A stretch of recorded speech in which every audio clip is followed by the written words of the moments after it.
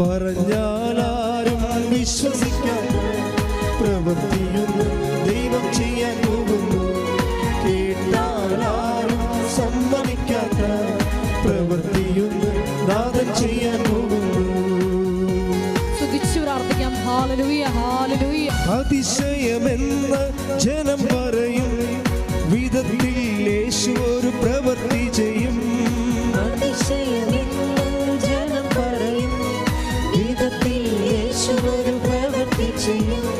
ദൈവത്തിന്റെ മഹത്വം നിഴൽ വിരിക്കും, ദൈവത്തിന്റെ കരത്തിൽ നീ വസിക്കും.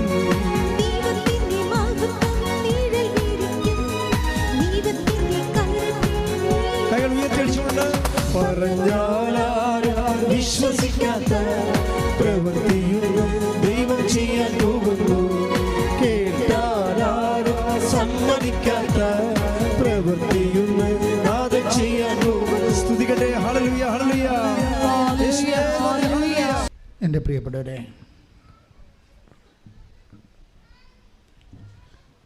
ഇപ്പോഴീ ദിവസങ്ങളിലൊക്കെ ആൾക്കാരുടെ കമൻ്റ് എന്നെ കാണുന്നവരൊക്കെ പറയുന്നത്, നമ്മുടെ യൂട്യൂബിൽ നിങ്ങൾ സാക്ഷ്യത്തിന് താഴെയുള്ള കമൻറ്റുകൾ നോക്കിയാൽ മനസ്സിലാകും. സാക്ഷ്യത്തിൻ്റെ നിലവാരം കൂടി വരുന്നെന്നാണ്. 2024 ആയപ്പോൾ നേരത്തെ 2022-23 ഉള്ളതിനേക്കാളും കുറച്ചുകൂടി ഡീപ്പായിട്ട്, കുറച്ചുകൂടി കാതൽ ആയിട്ടുള്ള വലിയ സാക്ഷ്യങ്ങൾ സംഭവിക്കുന്നു. സാക്ഷ്യങ്ങൾ നിങ്ങൾ നോക്കിയാൽ മനസ്സിലാവും. പണ്ട് നമ്മൾ 2 സാക്ഷ്യം കേട്ടുകൊണ്ടിരുന്നത്, പിന്നെ അത് 3 ആക്കി, ഇപ്പോഴ് 6 ആക്കിയിട്ടുണ്ട്. അത്രയും സാക്ഷ്യം, ഒത്തിരിയും നമ്മുടെ കയ്യിൽ എല്ലാ ദിവസവും A ഗ്രേഡ് സാക്ഷ്യങ്ങൾ വരുന്നതാണ് സാക്ഷ്യങ്ങൾ കൂട്ടാൻ കാര്യം. അല്ലെ പിന്നെ അതൊരിക്കലും അത് കൂട്ടത്തിലായി പോകും.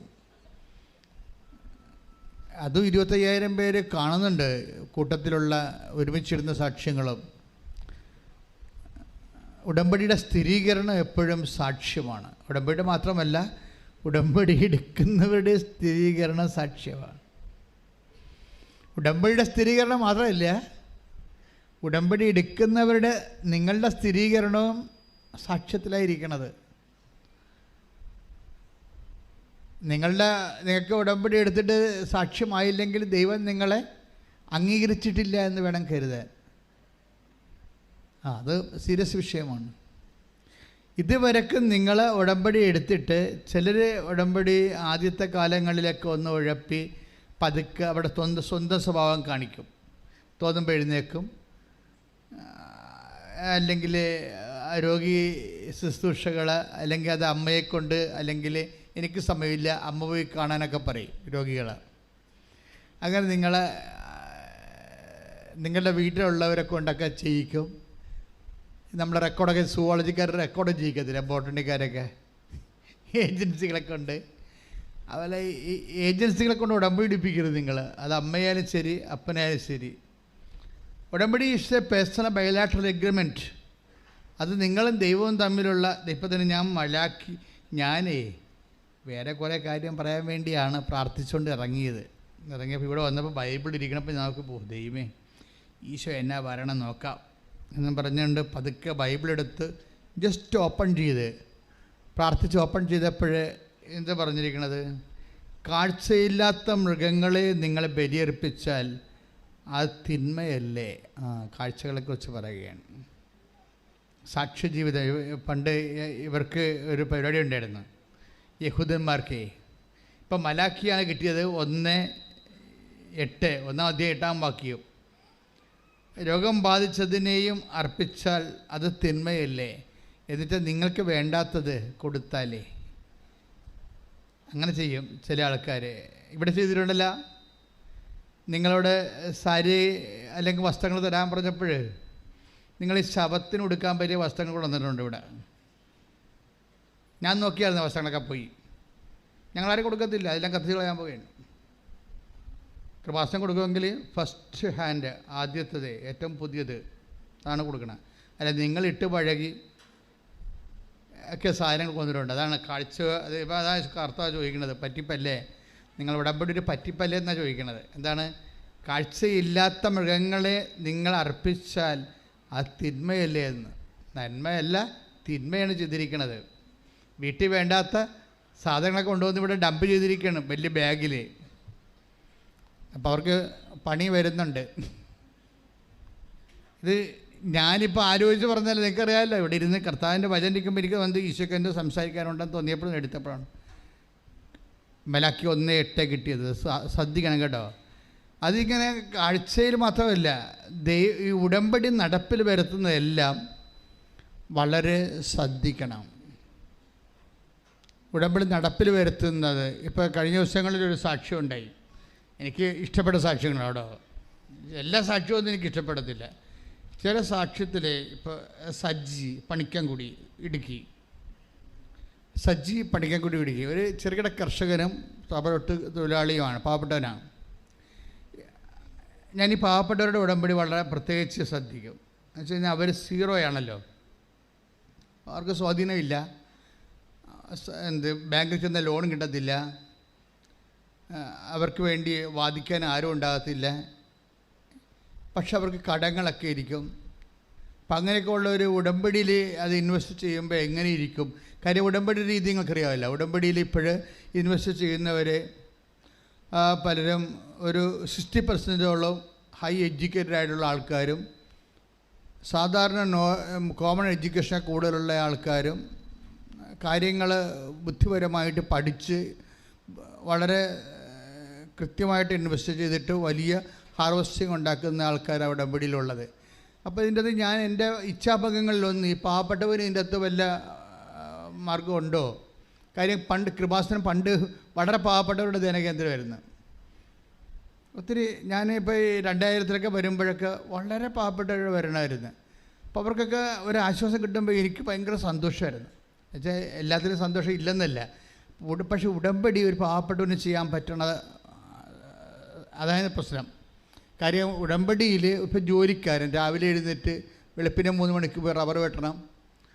മത്സ്യത്തൊഴിലാളിയാണെങ്കിലും വെളുപ്പിനെ 3 മണിക്കാണ് കടലിൽ പോണത്. ആ സമയത്തൊക്കെ തണുത്തും വിറച്ചൊക്കെ കടലിൽ പോയി മീന് ഓട്ടം തുടങ്ങുമ്പോൾ തന്നെ ഒരു 16-12 ഭാഗത്തൊക്കെ എത്തിയാൽ മാത്രമേ 2 മണിക്ക് ഉച്ചയ്ക്ക് 2 മണിക്ക് മീനും കൂടെ വരാൻ പറ്റത്തുള്ളൂ. അപ്പം അങ്ങനെ സമൂഹത്തിൻ്റെ അടിസ്ഥാന വർഗങ്ങളെന്ന് പറയുന്ന ആൾക്കാർ അവർ ഉടമ്പടിയിൽ അവർക്ക് ഇൻവെസ്റ്റ് ചെയ്യാൻ സമയമില്ല. അവർ മിക്കവാറും തോട്ടത്തിലും കാട്ടിലും അതുപോലെ തന്നെ കടലിലും ഒക്കെ ഇരിക്കും. ഞാൻ അവരുടെ സാക്ഷ്യങ്ങൾ ഇങ്ങനെ ശ്രദ്ധിച്ചുകൊണ്ടിരിക്കും. അവർക്ക് ഇൻവെസ്റ്റ് ചെയ്യാൻ സമയമില്ല, അവർക്ക് വാഹനത്തിൽ ഓടിച്ചു പോയി പത്രം എവിടെയെങ്കിലും കൊടുക്കാനുള്ള വാഹനമില്ല. അപ്പം അവരെങ്ങനെ ഈ ഉടമ്പടി ചെയ്യണത്? അതിനെല്ലാം പത്രം വാങ്ങിക്കാൻ അവർക്ക് പൈസ വേണം. ചെറിയ പൈസയാണെങ്കിൽ അത് വേണമല്ലോ. അതുകൊണ്ടാണ് ഞങ്ങളും സ്വസ്ത്രക്കാഴ്ച എടുക്കാത്തതിൻ്റെ കാരണം. അതിൻ്റെ എക്സ്ട്രാ പിന്നെ സ്വസ്ത്രക്കാഴ്ച കൂടി ആകുമ്പോൾ ശരിയാകത്തില്ലല്ലോ. സ്വസ്ത്രക്കാഴ്ച നമ്മൾ എടുക്കത്തില്ലല്ലോ. ഇവിടെ ഒന്നും എഴുതി, സാമ്പത്തികമായിട്ട് ഒരു സാധനം ഇവിടെ എഴുതി വെച്ചിട്ടില്ല, സംഭാവന പോലും എഴുതി വെച്ചിട്ടില്ല. അതിൻ്റെ കാരണം ഈ പാവപ്പെട്ടവനെ ലക്ഷ്യമിട്ടാണ് അതൊക്കെ ചെയ്തിരിക്കുന്നത്. അപ്പോൾ ഈ ദിവസങ്ങളിൽ ഈ പണിക്കൻകുടിയിൽ നിന്ന്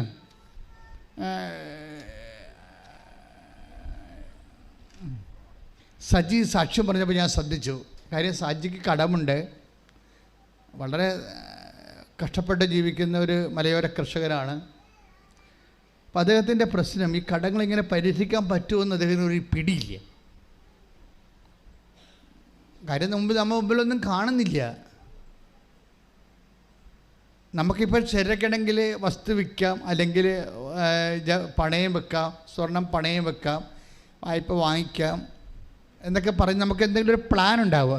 പ്ലാനിന് പോലും സാധ്യമില്ലാത്തൊരു മനുഷ്യനാണ്. അപ്പോൾ ഒരു സീറോയാണ് ശരിക്കും. പ്ലാനിന് പോലും നമുക്കൊന്ന് ഒരു പദ്ധതി വിഭാവന ചെയ്യാൻ സങ്കല്പിക്കാൻ പോലും ഒരു സാധ്യതയില്ലാത്ത, സങ്കല്പത്തിന് പോലും സാധ്യതയില്ലാത്ത ഒരു ജീവിതമാണ്.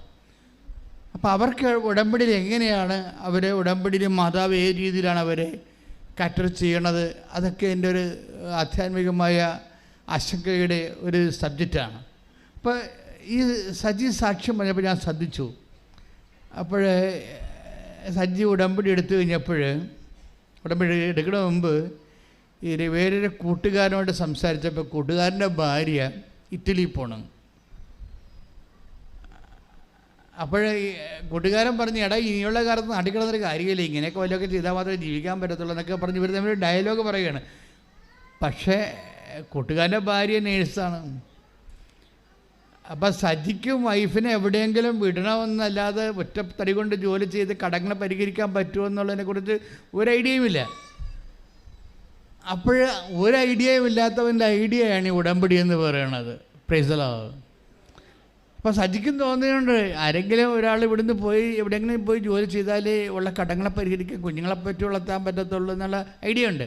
പക്ഷേ എന്താ, വിദേശത്തൊന്നും പോകാൻ പറ്റത്തില്ല ഈ പറഞ്ഞ പോലെ. കാര്യം വിദേശത്ത് പോകാൻ കുറേ ഡീമെരിറ്റ്സുകളുണ്ട്. ഒന്ന്, സജിയുടെ വൈഫാണ് പോകേണ്ടത്, അവർ നേഴ്സല്ല. രണ്ട്, അവർക്ക് വിദ്യാഭ്യാസമില്ല. ഇനി നേഴ്സുമല്ല വിദ്യാഭ്യാസം ഇല്ലെങ്കിലും പിന്നെ എന്താ, അവർക്ക് വയസ്സ് 45 കഴിഞ്ഞതാണ്. ഇപ്പോൾ നോക്കിയേ, അയാളിപ്പോൾ എന്ത് സ്വപ്നം കാണാനാ, എന്താലോചിക്കാനാ? അയാൾക്ക് സ്വപ്നം കാണാനുള്ളത് ഉടമ്പടി മാത്രമേ ഉള്ളൂ. പക്ഷേ അയാൾ ആ ഉടമ്പടി വന്ന് ഇനി മാതാവ് എന്തെങ്കിലും ചെയ്യട്ടെ, ഞാൻ ചിന്തിച്ചിട്ട് ഒരു ഐഡിയയും കിട്ടണില്ല, മാതാവ് എന്തെങ്കിലും ചെയ്യട്ടെന്ന് പറയും. കാരണം നമ്മൾ ദൈവത്തിൻ്റെ കയ്യിലേക്ക് ടോട്ടൽ സറണ്ടറാണ്. ഉടമ്പടി എന്ന് പറയുന്നത് എന്താ? നിങ്ങൾക്ക് എന്താ സംഭവിച്ചിരിക്കണമെന്ന് അറിയാവോ? നിങ്ങൾ ഇത് ഒരുതരം പോഴൻ കളിയായിട്ട് ഒക്കട്ടെ എന്നുള്ള രീതിയിൽ അത് പതുക്കെ നിങ്ങളതിൻ്റെ അകത്ത് ഊർജം ഇൻവെസ്റ്റ് ചെയ്യണില്ല. ഒരു ചട്ടപ്പടി പ്രോഗ്രാം പോലെ സാമ്പ്രദായിക ഉടമ്പടിയായിട്ട് ഇങ്ങനെ അനുഷ്ഠാന കർമ്മം പോലെ വഴിപാട് പോലെ ആക്കി തീർക്കുകയാണ്. അങ്ങനെ വന്നാൽ ഇത് കത്തത്തില്ല. ഉടമ്പടി അങ്ങനെയുള്ള ഒരു വാദപ്പനി വരുന്ന ആൾക്കാർക്ക്, ആധ്യാത്മിക വാദപ്പനി ഉള്ളവർക്ക് ചെയ്യാൻ പറ്റിയ സംഭവമല്ല ഇത്. വേണ്ടത് സത്യസന്ധതയാണ്. ഉടമ്പടിയിൽ ആദ്യം വേണ്ടത് വിശ്വസ്തത, സത്യസന്ധത. ഇത്രയും സംഭവമാണ് വേണ്ടത്. പിന്നെ ഇത്തിരി സത്യസന്ധത ഇത്തിരി കൂടിയ കുഴപ്പമൊന്നും വരത്തില്ല, അത് നന്മയെ ചെയ്യത്തുള്ളൂ. ഇത്തിരി സത്യസന്ധത ദൈവത്തിൻ്റെ തിരുസന്നിധി കൂടിയെന്നും പറഞ്ഞുകൊണ്ട് നമുക്ക് നഷ്ടമുണ്ടായാലും അതിൻ്റെ അകത്ത് ഫലത്തിൽ കുഴപ്പമുണ്ടാകത്തില്ല. ഇപ്പം സജി വന്ന് ഉടമ്പടി ചെയ്തു, എന്താ ചെയ്യുന്നത്? എന്താ അതിൻ്റെ ഉദ്ദേശം എന്താണ്? എനിക്കൊരു ഐഡിയയും കിട്ടണില്ല, മാതാവ് എന്തെങ്കിലും മാതാവിൻ്റെ ബുദ്ധിയിൽ ചെയ്യട്ടെ എന്ന് വിചാരിച്ചുകൊണ്ട് മാതാവിന് ടോട്ടൽ സറണ്ടറാണ്. അപ്പോൾ അദ്ദേഹം നിന്ന് പ്രാർത്ഥിച്ചൊരു, മാതാവേ എൻ്റെ കയ്യിൽ വഴിയൊന്നുമില്ല, വഴിയുണ്ടെങ്കിലും ഒക്കെ ഇതിന് പൈസയും ഇല്ല, ഇങ്ങനെ അതായത് നിങ്ങൾക്കറിയാം, ഞാൻ ആദ്യ കാലങ്ങളിലൊക്കെ ഉടമ്പടിയെക്കുറിച്ച് പറയുമ്പോൾ ഈശോ എന്നോട് പറഞ്ഞിരുന്നത് ഇത് നോട്ട് ബൈ മെറിറ്റിൽ വർക്ക് ചെയ്യുമെന്നാണ് പറഞ്ഞത്. ഞാൻ അച്ഛനായിട്ട് 38 കൊല്ലമായി. ഉടമ്പടി തരണം 2016. 2017 തൊട്ട് എനിക്ക് നോട്ട് ബൈ മെറിറ്റ് വരാൻ കർത്താവ് ഇങ്ങനെ അടയാളപ്പെടുത്താൻ തുടങ്ങി, not by merit but by grace എന്ന്. പക്ഷേ ഇത് കേട്ട് അച്ഛന്മാർ വേണമെങ്കിൽ എന്നെ വേണമെങ്കിൽ വിലക്കാൻ പറ്റും. എന്താ കാര്യം?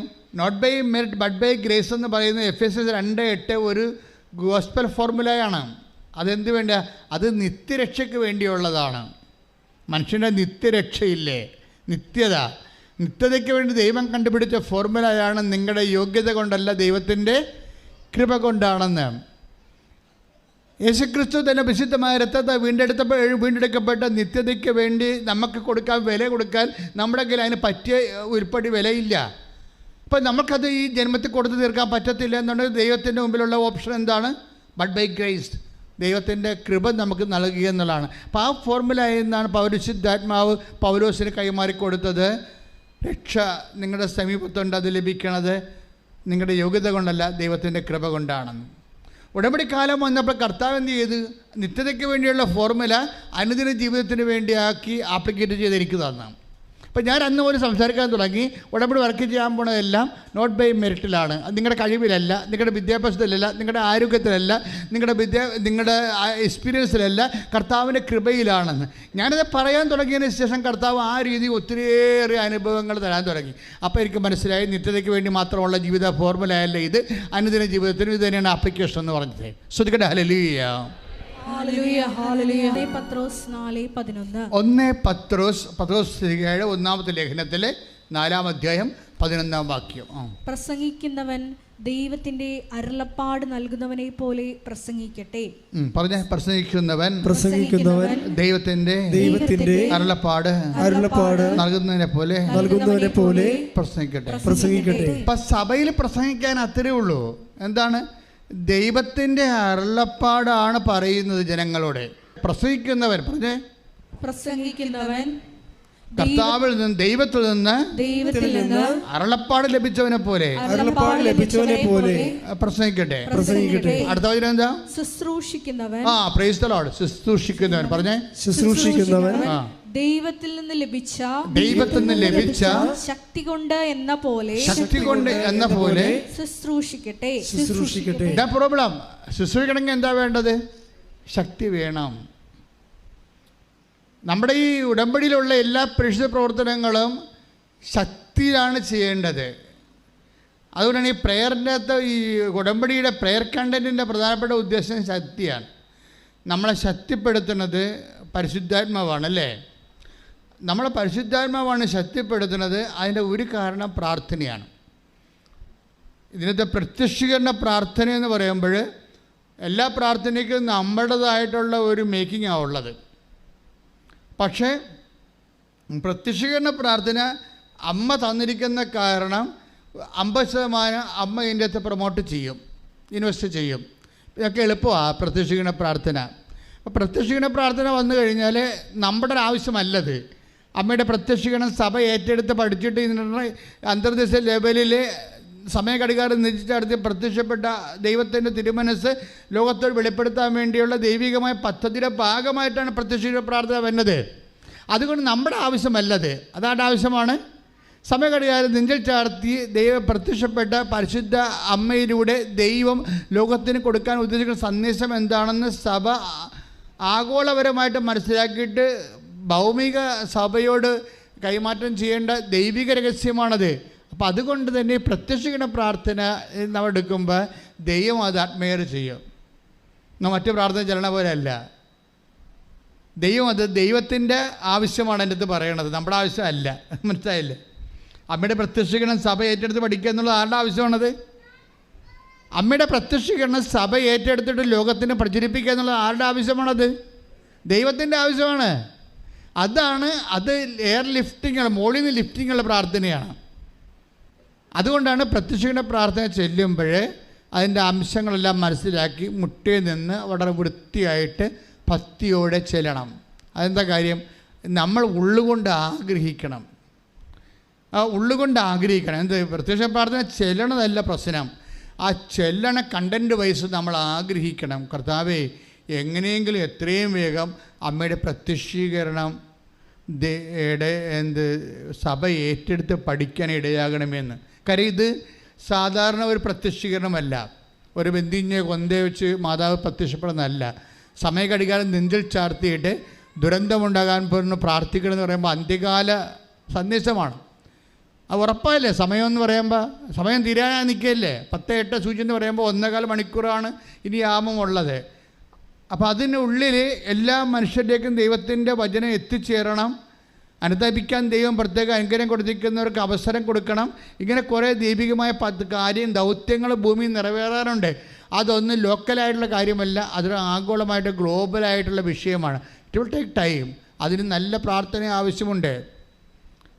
നല്ലൊരു പ്രാർത്ഥന ആവശ്യമുണ്ട്.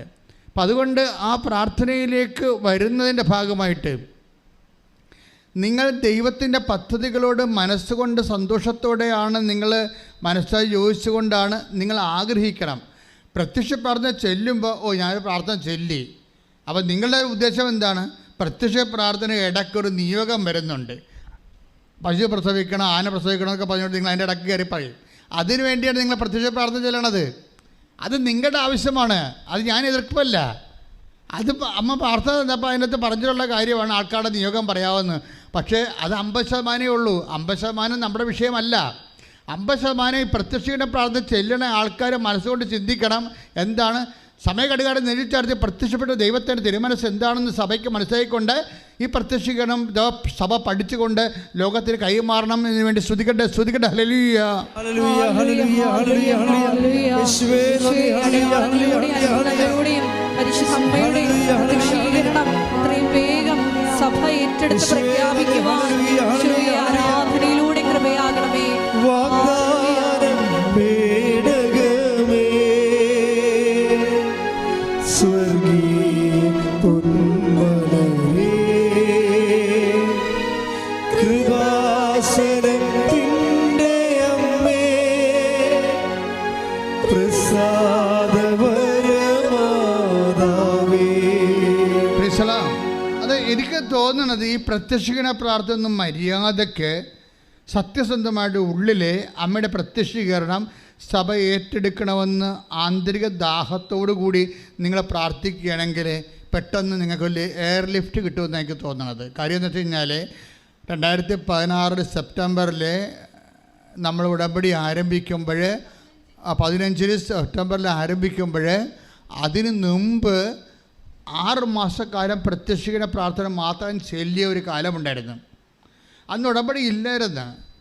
ആ പ്രത്യക്ഷീകരണ പ്രാർത്ഥന മാത്രം ചെല്ലിയ സമയത്ത് പോലും ആ പ്രത്യക്ഷീകരണ പ്രാർത്ഥന ചെല്ലണ കൊണ്ട് മാത്രം ചെല്ലിയവരെയെല്ലാം അമ്മ അനുഗ്രഹിക്കുകയും അമ്മയുടെ സാന്നിധ്യം കൊടുക്കുകയും ചെയ്യുന്ന ഒരു കാലമുണ്ടായിരുന്നു. അപ്പോൾ അതൊക്കെ മനസ്സിലാവും. ഈ ഉടമ്പടി തന്നെ ഉടമ്പടി പിന്നീട് ദൈവം തന്നതാണ്.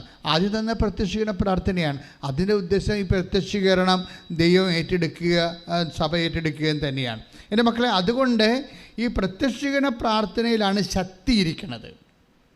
ഇപ്പം എന്താ നമ്മൾ വചനം 10 ദിവസത്തിൻ്റെ 4, 11 വായിച്ചത് എന്താണ്? ശുശ്രൂഷിക്കുന്നവൻ പറഞ്ഞേ, ശുശ്രൂഷിക്കുന്നവൻ ദൈവത്തിൽ നിന്ന് ശക്തി ലഭിച്ചവനെ പോലെ ശുശ്രൂഷിക്കട്ടെ. ഇത് ഒരു ശക്തിയും ഇല്ലാതെയാണ് ശുശ്രൂഷിക്കണം. വാദപ്പനി പിടിച്ചവനെ പോലെ. ഇനി ആർക്കാണ് പത്രം കൊടുക്കാനുള്ളത്? ദൈവത്തിന് നാളെ കൊടുക്കാമായിരിക്കും, അല്ലേ മറ്റൊന്നാ കൊടുക്കാം. നാളെ ഞാൻ ആലപ്പുഴ പോകുന്നുണ്ട്, അല്ലെങ്കിൽ ഞാൻ കോട്ടയത്ത് പോകുന്നുണ്ട്, അപ്പോഴാ മറ്റേ കൊടുക്കുക. ആരെങ്കിലും കാണാം. അപ്പോഴും നാട്ടിൽ കൊടുക്കത്തില്ല. നാട്ടിൽ കൊടുത്ത ആൾക്കാർ കാണത്തില്ലേ? നാട്ടിലെ അയൽവാസിക്കൊന്നും കൊടുത്തില്ല. അപ്പം ചോദിക്കും, നിനക്ക് ഇതേ പണിയുള്ളതെന്ന് ചോദിക്കും. നീ ഇതും കൊണ്ട് നടന്നിട്ട് എന്നാ പുഴുങ്ങിയെന്ന് ചോദിക്കും. അപ്പോൾ അവർ നാക്കിട്ടടിക്കണ കാരണം ഞാൻ നാട്ടുകാരെ പേടിയാണ് എനിക്ക്. അപ്പം ശക്തിയില്ല.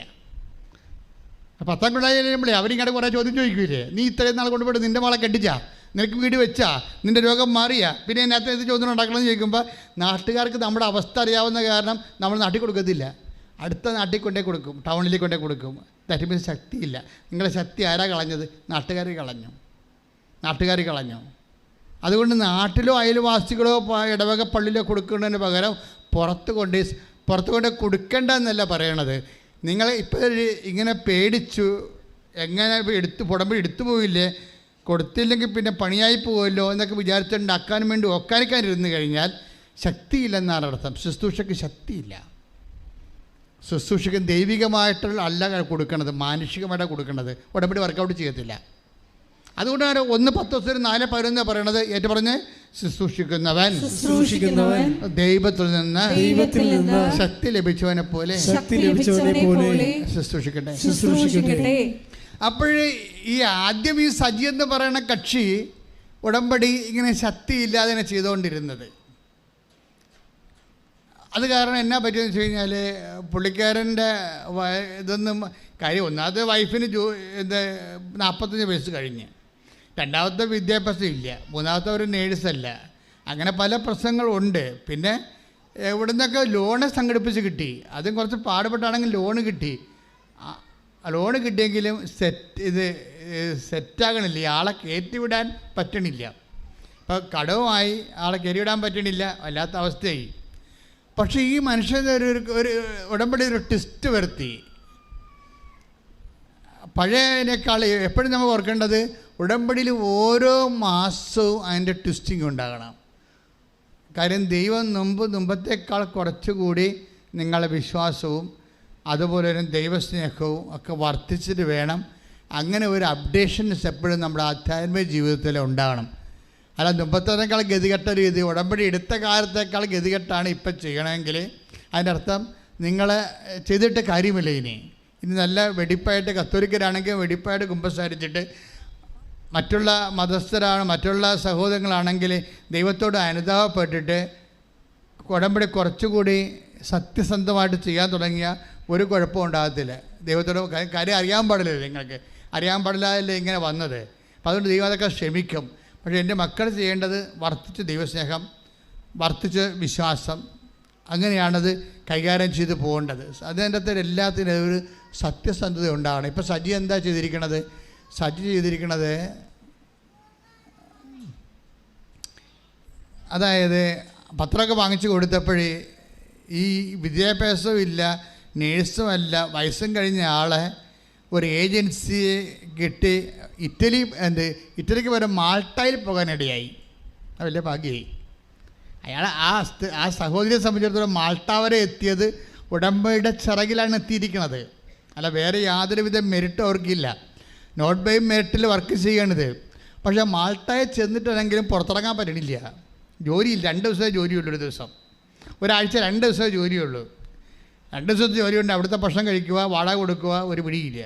അപ്പം ഇന്ന് വിഷമിക്കുകയാണ്. അങ്ങനെ വിഷമിച്ച്, പക്ഷേ അപ്പോഴെന്ത് ചെയ്ത് സജീവ് വിളിച്ച് പറഞ്ഞു, ഞാനിവിടെ വീട്ടിൽ കുത്തിരിക്കുകയാണ്, 2 ദിവസമേ, ഒരാഴ്ച 2 ദിവസമേ പണിയുള്ളൂ, അതും 3 മണിക്കൂർ വെച്ചാൽ പണിയുള്ളൂ. ഇങ്ങനെ പോയാൽ എന്ത് ചെയ്യും? നമ്മുടെ കടങ്ങൾ പെരുകുകയല്ലേ, വന്നതും വരാത്തതും കണക്കായി, വന്നത് കൊണ്ട് പലിശ കൂടുകയുള്ളത് ചെയ്യണത്. അങ്ങോട്ടും ഇങ്ങോട്ടും സങ്കടം പറഞ്ഞ് വിഷമിക്കുകയാണ്. പക്ഷേ ആ വിഷമൊന്നും സജിക്കില്ല. സജി വേറെ പരിപാടി ചെയ്ത്. സജി അതായത് ഈ ശുശ്രൂഷിക്കുന്നവൻ ദൈവത്തിൽ നിന്ന് ശക്തി ലഭിച്ചവനെ പരിസ്ഥിതി. സജി പോകുന്ന സ്ഥലങ്ങളിലെല്ലാം ഇടുക്കിയിൽ പലയിടത്തും ബംഗാളികൾ വർക്ക് ചെയ്യുന്നുണ്ട്. അതുപോലെ ഇടുക്കി പലയിടത്തും തമിഴന്മാർ വർക്ക് ചെയ്യുന്നുണ്ട് തോട്ടങ്ങളിലൊക്കെ. പുള്ളിക്കാരൻ എന്നാ ചെയ്താൽ മലയാളം പത്രം വാങ്ങിക്കുന്നതിന് പകരം പുള്ളിക്കാരൻ ബംഗാളി പത്രം, ഹിന്ദി പത്രവും അതുപോലെ തമിഴ് പത്രവും മേടിച്ചു. എന്നിട്ട് റബ്ബർ വെട്ട പുള്ളിയുടെ പണി കഴിഞ്ഞിട്ട് പുള്ളി ഇത് കൊണ്ടുപോയി ഒരു ജോലി പോലെ ചെയ്യുകയാണ് കർത്താവിന്. ഇത് ഒരു ജോലി പോലെ ചെയ്യണം. നമുക്ക് ജോലി ചെയ്യണത് കുടുംബം പോറ്റാൻ വേണ്ടിയല്ലേ. അപ്പോൾ നമ്മൾ സീരിയസ് ആയിട്ട് ചെയ്യുമല്ല. അപ്പോൾ കുടുംബം പോറ്റാൻ വേണ്ടി ജോലി ചെയ്യണ പോലെ അതേ ഉദ്ദേശത്തിൽ ശുശ്രൂഷിക്കുന്നവൻ ദൈവത്തിൽ നിന്ന് ശക്തി ലഭിച്ചവനെ പോലെ ശുശ്രൂഷിക്കുന്ന കർത്താവ് പറഞ്ഞില്ലേ. അപ്പോൾ അതുകൊണ്ട് തന്നെ ഒരു ജോലി പോലെ ഇത്തിരി കർത്താവുമായിട്ടൊരു ബന്ധമില്ലാത്ത ആൾക്കാരെ തിരഞ്ഞ് കണ്ടുപിടിച്ചിട്ട് അവരോട് ഹിന്ദി അറിയാൻ പറയാം, മലയാളം അറിയാം, തമിഴ് അറിയാൻ പാടില്ലെങ്കിലും ആ മനുഷ്യൻ കർത്താവിൻ്റെ വേല മറ്റുള്ളവർക്ക് ചെയ്യണം. ചെയ്തു കഴിഞ്ഞപ്പോൾ അത് ഇത്തിരി കട്ടി കൂടിയ പണിയല്ലേ. ഇവൻ സത്യസന്ധനാണെന്ന് ദൈവത്തെ മനസ്സിലായില്ലേ.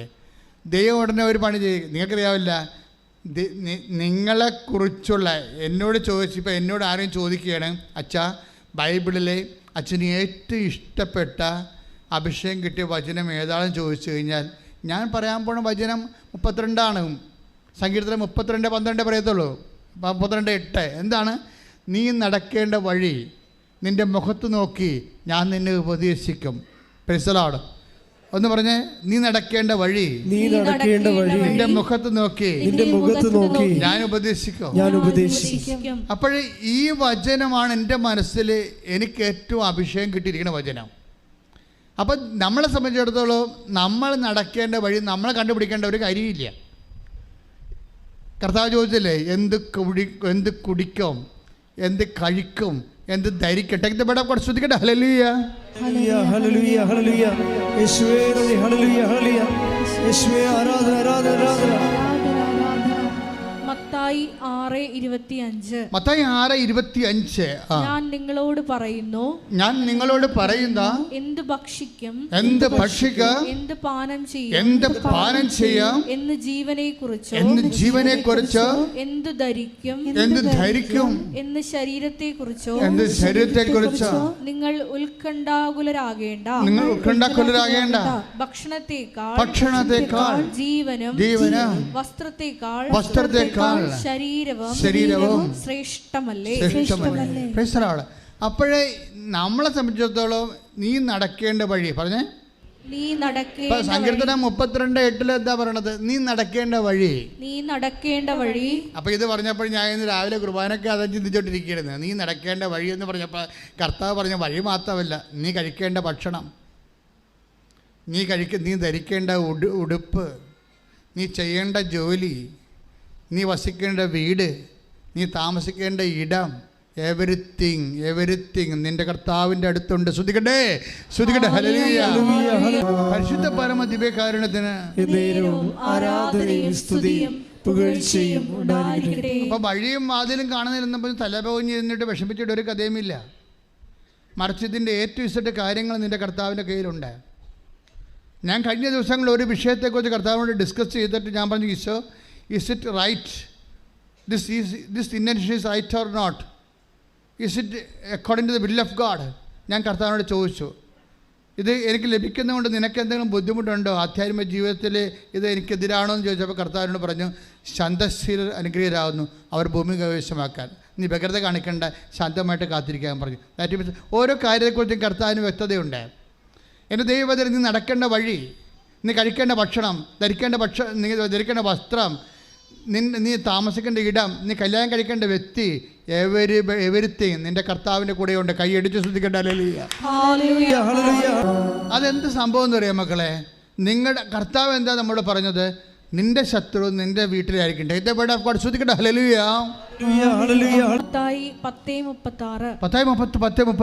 സ്വന്തം കുടുംബത്തിൽപ്പെട്ടവർ തന്നെ ആയിരിക്കും. ഒന്ന് പറഞ്ഞേ, സ്വന്തം കുടുംബത്തിൽപ്പെട്ടവർ തന്നെ ആയിരിക്കും. സ്വന്തം കുടുംബത്തിൽപ്പെട്ടവർ തന്നെ ആയിരിക്കും ഒരുവന്റെ ശത്രുക്കൾ. ആര് പറഞ്ഞതാ? കർത്താവ് പറഞ്ഞതാണ്. ഇപ്പൊ നേരത്തെ ഈശോ 1:10-4:11 എന്താ പറയണത്? അതായത് പ്രസംഗിക്കുന്നവൻ ദൈവത്തിൽ നിന്ന് അരുളപ്പാട് ലഭിച്ചവനെ പോലെ. ഇപ്പം കർത്താവ് തന്ന അരുളപ്പാടാണ് ഈ വചനം. എനിക്കറിയാൻ പലറിഞ്ഞു. കർത്താവിനോട് പറഞ്ഞു, എന്നാ പറഞ്ഞതെന്നറിയാവോ? നമ്മളിരുന്ന് വചനം വായിക്കലേ, വചനം വായിക്കുമ്പോൾ അടുക്കളയിലും ഉമ്മറത്തും ഒക്കെ ഇരിക്കുന്നവർ നമ്മളെ കാണുമ്പോൾ കൊഞ്ഞനം കൊത്തും. പിന്നെ ഇരിപ്പുണ്ടിനി ഈ ഒരു പണിയും ചെയ്യത്തില്ല ഈ വീട്ടിൽ. വചനം കൊണ്ടുമ്പോൾ ഇരിക്കുമ്പോൾ പറയോ, അതേ വചനം പെട്ടിയും വെച്ചുകൊണ്ടിരിപ്പുണ്ട്, ഇനി ഈ വീട്ടിൽ ഒരു പണിയും നടക്കത്തില്ല. നമ്മളെ വീട്ടിലുള്ള പിശാചുകൾ ഇതിനെ ആക്ഷേപിക്കും. അപ്പനാകാം, അമ്മയാകാം, നാത്തൂനാകാം. ഇത് പിശാസാണ്, ശത്രുവാണെന്നാണ് പറഞ്ഞിരിക്കണത്. ശത്രുവിനെ തിരിച്ചറിയിക്കണം. നിൻ്റെ വീട്ടിൽ തന്നെ ഉണ്ട് ശത്രു. ഇതിപ്പോൾ ഈശോ പറഞ്ഞതാണ്. ഒരുവൻ്റെ ശത്രു അവൻ്റെ. നിങ്ങൾക്കൊരു കാര്യം മനസ്സിലാക്കുന്നത്, അതായത് നമ്മൾ ഓരോ വീട്ടുകാർ ഓരോ കാര്യങ്ങൾ പറഞ്ഞ് അങ്ങനെ ചെയ്യണം ഇങ്ങനെ ചെയ്യണം എന്നൊക്കെ പറയും. പക്ഷേ നമ്മളെക്കുറിച്ച് നീ നടക്കേണ്ട വഴി, കഴിക്കേണ്ട ഭക്ഷണം, ധരിക്കേണ്ട വസ്ത്രം എല്ലാം എല്ലാം ദൈവത്തിൻ്റെ കയ്യിലുണ്ട്. അത് വെളിപ്പെട്ട് കിട്ടാൻ വേണ്ടി നമ്മളെന്ത് ചെയ്യണം? കർത്താവിൻ്റെ കൂടെ ഇരിക്കണം കുറേ സമയം. അപ്പോൾ കർത്താവിൻ്റെ കൂടെ ഇരിക്കുമ്പോൾ നമ്മളെ ഇരുത്തത്തില്ല, പിശാച് ഇരുത്തത്തില്ല. പിശാച് അപ്പനിലൂടെ, നാത്തൂനിലൂടെ, അമ്മയിലൂടെ, ആൻറ്റിയിലൂടെ, അരിനിലൂടെ, ആങ്ങളയിലൂടെയൊക്കെ നമ്മൾ സ്ക്രൂ ചെയ്യും. അവളിരുന്നിട്ടുണ്ട്, ഇനി ഒരു പണി നടക്കത്തില്ല വീട്ടിൽ. ഇത്രയും നാൾ ഇതിന് കുത്തിരുന്ന് എന്ത് നേടി? വല്ല ഭ്രാന്തി പിടിക്കാൻ വേണ്ട, എഴുന്നേറ്റ് പോയെന്ന് പറയും. ആ ബൈബിൾ വായിച്ച ഭ്രാന്തി പിടിക്കുമെന്ന് ആര് പറയും? അപ്പം പറയണം അത് പിശാചാണ്. നിങ്ങൾ മനസ്സിലാക്കണം. ബൈബിൾ വായിച്ച ഭ്രാന്തി പിടിക്കുമെന്ന് ആരെങ്കിലും പറയുന്നുണ്ടെങ്കിൽ നിങ്ങൾ അവരെ ഒന്ന് നോക്കണം. അപ്പനായാലും അമ്മയായാലും ആൻറ്റി ആയാലും ആങ്ങളയായാലും നാത്തൂനായാലും നോക്കണം. ഈ സാധനത്തിന് വാലുണ്ട, ഈ സാധനത്തിന് കൊമ്പുണ്ടാന്ന് നോക്കണം. സാധനം വേറെയാണോ വന്നിരിക്കുന്നത്? കർത്താവ് പറഞ്ഞിട്ടുണ്ട്, എൻ്റെ ശത്രു അവൻ്റെ വീട്ടിൽ തന്നെയായിരിക്കും. എൻ്റെ ദൈവപൈതലെ നീ നടക്കേണ്ട വഴി ദൈവപൈതലാകണം. അങ്ങനെയാണ് ഞങ്ങളൊക്കെ ആയത്. അങ്ങനെയാണ്. ഞാൻ ദൈവപൈതലാണെന്ന് വീമ്പടിക്കുകയല്ല. പക്ഷേ ഞാനൊരു കാര്യം ചെയ്തിട്ടുണ്ടെങ്കിൽ ഇന്ന് വരെ നമ്മളിവിടെ എത്തിയിരിക്കുന്നു. ഞാൻ 38 വർഷമായി കർത്താവിനോട് യാത്ര ചെയ്യണത്. ദൈവത്തോടുള്ള ബന്ധമെന്ന് പറയുന്നത് സംഘാതമായ ബന്ധത്തെക്കാൾ വ്യക്തിപരമായ ബന്ധമാണ്. ആ വ്യക്തിപരമായ ബന്ധത്തിൻ്റെ ശാശ്വതമായിട്ട് ആ വ്യക്തിപരമായ ബന്ധം കൃത്യമാകാൻ വേണ്ടി, ആ വ്യക്തിബന്ധം ആഴമുള്ളാകാൻ വേണ്ടി ദൈവികമായ ഫോർമുല ഉണ്ട്. ദൈവസ്നേഹത്തോടെ, വിശ്വാസത്തോടെ, സത്യസന്ധതയോടെ ദൈവത്തിലേക്ക് തിരിയുമ്പോൾ ദൈവം ആരാണെന്നും ദൈവം എന്ത് നമ്മളോട് കൊണ്ടുണ്ട് എന്ത് തീരുമാനിക്കണമെന്നും നമ്മൾ എങ്ങോട്ട് പോകണമെന്നും എല്ലാം കർത്താവ് വെളിപ്പെടുത്തി തരും. ആ വഴികളിലൂടെയാണ് സഭയെ നമ്മൾ 2000 കൊല്ലങ്ങളായിട്ട് സഭയെ ദൈവം നയിച്ചുകൊണ്ടിരുന്നത്. വ്യക്തികളിലൂടെയാണ്. ഓരോരോ കാലഘട്ടങ്ങളിലും നിങ്ങളുമായിട്ട് ദൈവം സംസാരിക്കുന്നതും നിങ്ങളുടെ കുടുംബം, നിങ്ങളുടെ ജീവിതം, നിങ്ങളുടെ മക്കൾ, നിങ്ങളുടെ പ്രൊഫഷൻ, നിങ്ങളുടെ അതിജീവനം എല്ലാം ദൈവം നിങ്ങളിലൂടെയാണ് വെളിപ്പെടുത്തണമെന്നുണ്ടെങ്കിൽ നിങ്ങൾ ദൈവവുമായിട്ട് ഒരു വ്യക്തിപരമായ സഹിത്വം ഉണ്ടാകണം. അത് പ്രവർത്തനം വഴിയാകാം, പ്രാർത്ഥന വഴിയാകാം, ദൈവവചനം വഴിയാകാം, വായന വഴിയാകാം, ശുശ്രൂഷ വഴിയാകാം. പക്ഷേ by no means it should be a sincere effect. സത്യസന്ധമായിരിക്കണം. ശ്രദ്ധിക്കട്ടെ. ഹല്ലേലൂയ. പരമ ദിവ്യകാരുണ്യത്തിന് അപ്പോൾ ഈ സജി എന്ന് പറയുന്ന വ്യക്തി തമിഴ് പത്രം പഠിച്ച തമിഴന്മാർക്കും ഹിന്ദി പത്രം പഠിച്ച ബംഗാളികൾക്കും കർത്താവിൻ്റെ പേര് ചെയ്യുമ്പോൾ കർത്താവിനെ അറിയാൻ സാധ്യതയില്ലാത്തവർക്ക് വേണ്ടി പ്രവർത്തിക്കാൻ തീരുമാനിച്ചപ്പോൾ കർത്താവിന് മനസ്സിലായി ആ ഉടമ്പടി സത്യമാണെന്ന് മനസ്സിലായി. എന്ത് ചെയ്ത്? ഭാര്യ മാൾട്ടായിരിക്കുക, അന്തോ ഇല്ല കുന്തോ ഇല്ലായിരിക്കുകയാണ്. എന്ത് ചെയ്യണമെന്ന് അറിയാൻ പോലെ ഇരിക്കുക. അപ്പോൾ അവർ ബൈ ചാൻസിൽ അമ്പിളി എന്നും പറഞ്ഞൊരു സ്ത്രീയെ അവർ പരിചയപ്പെട്ടു, മലയാളി. അപ്പോൾ അവരോട് പറഞ്ഞ് ഞാനിങ്ങനെ അകപ്പെട്ടിരിക്കുകയാണ്, എനിക്ക് ആഴ്ചയിൽ 2 ദിവസത്തെ പണിയാണുള്ളത്, അത് 3 മണിക്കൂർ പണിയേ ഉള്ളൂ, എനിക്ക് ജീവിക്കാൻ പറ്റണില്ല എന്ന് പറഞ്ഞു. അപ്പോൾ അമ്പിളി പറഞ്ഞ് ഒരു കുഴപ്പമില്ല, നിങ്ങൾക്ക് എന്താ വേണ്ടത്? ഞാൻ ഇറ്റലിയിൽ എനിക്ക് ജോലി കിട്ടിയാൽ കൊള്ളാവുന്നുണ്ട്. നിങ്ങൾ ആ സാക്ഷ്യം കേൾക്കണം. ഇവർ നാട്ടിൽ വെച്ച് ഏത് ജോലിക്ക്, ഏത് രാജ്യത്ത്, ഏത് സ്ഥലത്ത് പോയി ജോലി ചെയ്യണമോ ആ സ്ഥലത്തേക്ക് കർത്താവ് അമ്പിളിയിലൂടെ ഇവിടെ കൂട്ടിക്കൊണ്ടു പോകും. ശ്രദ്ധിക്കട്ടെ. ഹല്ലേലൂയ. പരിശുദ്ധ പരമദിവ്യകാരുണ്യത്തിന്. അതായത് നമ്മളിങ്ങനെ സത്യസന്ധമായിട്ട് ശുശ്രൂഷ ചെയ്യുമ്പോഴേ കണ്ട, ഈ അമ്പിളിയെക്കുറിച്ച് ആർക്കെങ്കിലും അറിയാവോ? ഇവരിങ്ങനെ എയറിൽ നിന്ന് വരികയല്ലേ, കർത്താവിൻ്റെ കയ്യിൽ ഇവരൊക്കെ ഉണ്ടേ. നീ നടക്കേണ്ട വഴി നിന്റെ മുഖത്ത് നോക്കി നിന്നെ ഉപദേശിക്കുമെന്ന് പറഞ്ഞില്ലേ? നമ്മൾ സത്യസന്ധമായി ഉടമ്പടി ഇൻവെസ്റ്റ് ചെയ്ത് കഴിയുമ്പോഴേ കർത്താവ് അതിന് പറ്റിയ കറസ്പോണ്ടിങ് ആപ്റ്റ് പേഴ്സണെ കൊണ്ടുവന്ന് പോകും. പിന്നെ അവർ നയിച്ചുകൊണ്ടിരിക്കും ഈ വിഷയത്തെ. നിങ്ങളുടെ ഉടമ്പടിയിൽ എപ്പോഴും അത് ഫയറാകുന്നില്ലെങ്കിൽ എൻ്റെ അർത്ഥം നിങ്ങളെ കർത്താവിനെ പരീക്ഷിക്കാൻ വേണ്ടി ഇപ്പോഴും തയ്യാറായിരിക്കുന്നു എന്നാണ്. സത്യസന്ധമായ ഉടമ്പടിയെ നിങ്ങൾക്ക് എന്ത് കിട്ടുമെന്നുള്ള രീതിയിൽ, അതായത് നിങ്ങൾ ഓരോരുത്തരും എങ്ങനെയാണെന്ന് വെച്ചാൽ ചില കാര്യങ്ങൾ ചെയ്യുന്ന അനുസരിച്ച് നിങ്ങളെ തൂക്കി നോക്കും, ദൈവത്തെ തൂക്കും. ദൈവത്തെ തൂക്കിയിട്ട് ഇത്തരം കഷ്ടപ്പെട്ട് ചെയ്തുകൊണ്ട് നമുക്ക് വല്ല പ്രയോജനമുണ്ടായി, ഇല്ലെങ്കിൽ കയ്യിലെ കാശ് പിന്നെയും പോകുകയിലേ ഉള്ളു എന്നൊക്കെ വിചാരിച്ച് ദൈവത്തോട് ഇങ്ങനെ പിച്ചിമ്പയൊക്കെ പറഞ്ഞുകൊണ്ട് ചെയ്യും. അതാണ് ഉടമ്പടി കത്താത്തത്. ഉടമ്പടിയുടെ വെച്ചാൽ ഇനി ദൈവത്തെ ചെയ്യാൻ പറ്റുന്ന മനുഷ്യരാശിയുമായിട്ട് ബന്ധപ്പെട്ട ഏറ്റവും വലിയ പദ്ധതിയാണ് ഉടമ്പടി. ഞാൻ എന്തെങ്കിലും പറയണമെന്ന് വെച്ച് കഴിഞ്ഞാൽ, നമ്മൾ ഇപ്പോൾ അവരെന്താ ചെയ്തിരിക്കുന്നത്, സജി എന്താ ചെയ്തിരിക്കണത്? സത്യസന്ധമായിട്ട് ഉടമ്പടിയുടെ ചെയ്വനകളിലെ ഗ്രേഡ് വർദ്ധിപ്പിച്ചിട്ട് അതിൻ്റെ അകത്ത് തൻ്റെ സത്യസന്ധതയും സിൻസിയറിറ്റിയും വിശ്വസ്തതയും കാണിച്ചു. ഈ വിശ്വസ്തതയും സത്യസന്ധതയും കാണിച്ചാൽ, ഞാനൊരു കാര്യം ചോദിക്കട്ടെ, ഇപ്പോൾ ഒരു ഡോളർ നമ്മുടെ കയ്യിലുണ്ടെന്ന് വിചാരിച്ചു, ഡോളർ ഏത് രാജ്യക്കാരനും എടുക്കും, ഒരു കുഴപ്പമില്ല. നമ്മുടെ ജാതിയും മതവും നോക്കിയിട്ടാണ് ആൾക്കാർ ഡോളർ എടുക്കണത്? അല്ല, അത് ഡോളർ ആയതുകൊണ്ടാണ്. ഉടമ്പടിക്ക് എങ്ങനെ സംഭവിച്ചിരിക്കണത്? ഉടമ്പടിയിൽ ഇന്ന ആളെ കൊടുക്കണമെന്ന് നിർബന്ധമില്ല. മര്യാദക്ക് ദൈവമായിട്ട് ഉടമ്പടി ചെയ്യാൻ കപ്പാസിറ്റി ഉള്ള ആൾക്കാർ കൊടുത്താൽ ഉടമ്പടി സ്വീകരിക്കപ്പെടും. അതിന് കത്തോലിക്കനാണെന്നൊരു നിർബന്ധമില്ല. ഉടമ്പടി ചെയ്യുന്ന കാര്യങ്ങൾ കൃത്യമായാൽ മതി. അതുകൊണ്ടാണ് ഇവിടെ കത്തോലിക്കലല്ലാത്ത ഒത്തിരിയേറെ സാക്ഷ്യങ്ങൾ, ഇടിവെട്ട് സാക്ഷ്യങ്ങൾ വരേണ്ട കാരണം. ഇതിനകത്ത് വരുന്ന വിഷയം വെച്ചാൽ ആ ഉടമ്പടി എന്ന് പറയുന്ന ആ ചെയ്വനയിൽ തന്നെയാണ് അതിൻ്റെ വാല്യൂ ഇരിക്കുന്നത്. അത് വൃത്തിയായിട്ട് ചെയ്യാൻ ആർക്ക് കഴിഞ്ഞാലും അവർക്ക് ഏൺ ചെയ്യാൻ പറ്റും. ഇതിൻ്റെ അകത്തുനിന്ന് അത് വൃത്തിയായിട്ട് ചെയ്യാൻ കഴിഞ്ഞാൽ പ്രാർത്ഥിക്കുക, കർത്താവായ ദൈവമേ, ഉടമ്പടിയെ സത്യസന്ധമായി നിറവേറ്റാൻ എനിക്ക് ആവശ്യമായ വിശ്വസ്തത നൽകണമേ. അതെന്താ പ്രശ്നം എന്ന് വെച്ച് കഴിഞ്ഞാൽ, നമ്മളിതെല്ലാം പർച്ചേസിങ് മോഡിലാണ് ഉള്ളത്. ദൈവം നമ്മളെ വിലക്ക് വാങ്ങുന്നു, അതുപോലെ തന്നെ നമ്മുടെ വിലകൾ വർദ്ധിക്കുന്ന അനുസരിച്ച് മാത്രമേ ദൈവം നമ്മളെ വിലക്ക് വാങ്ങത്തുള്ളൂ.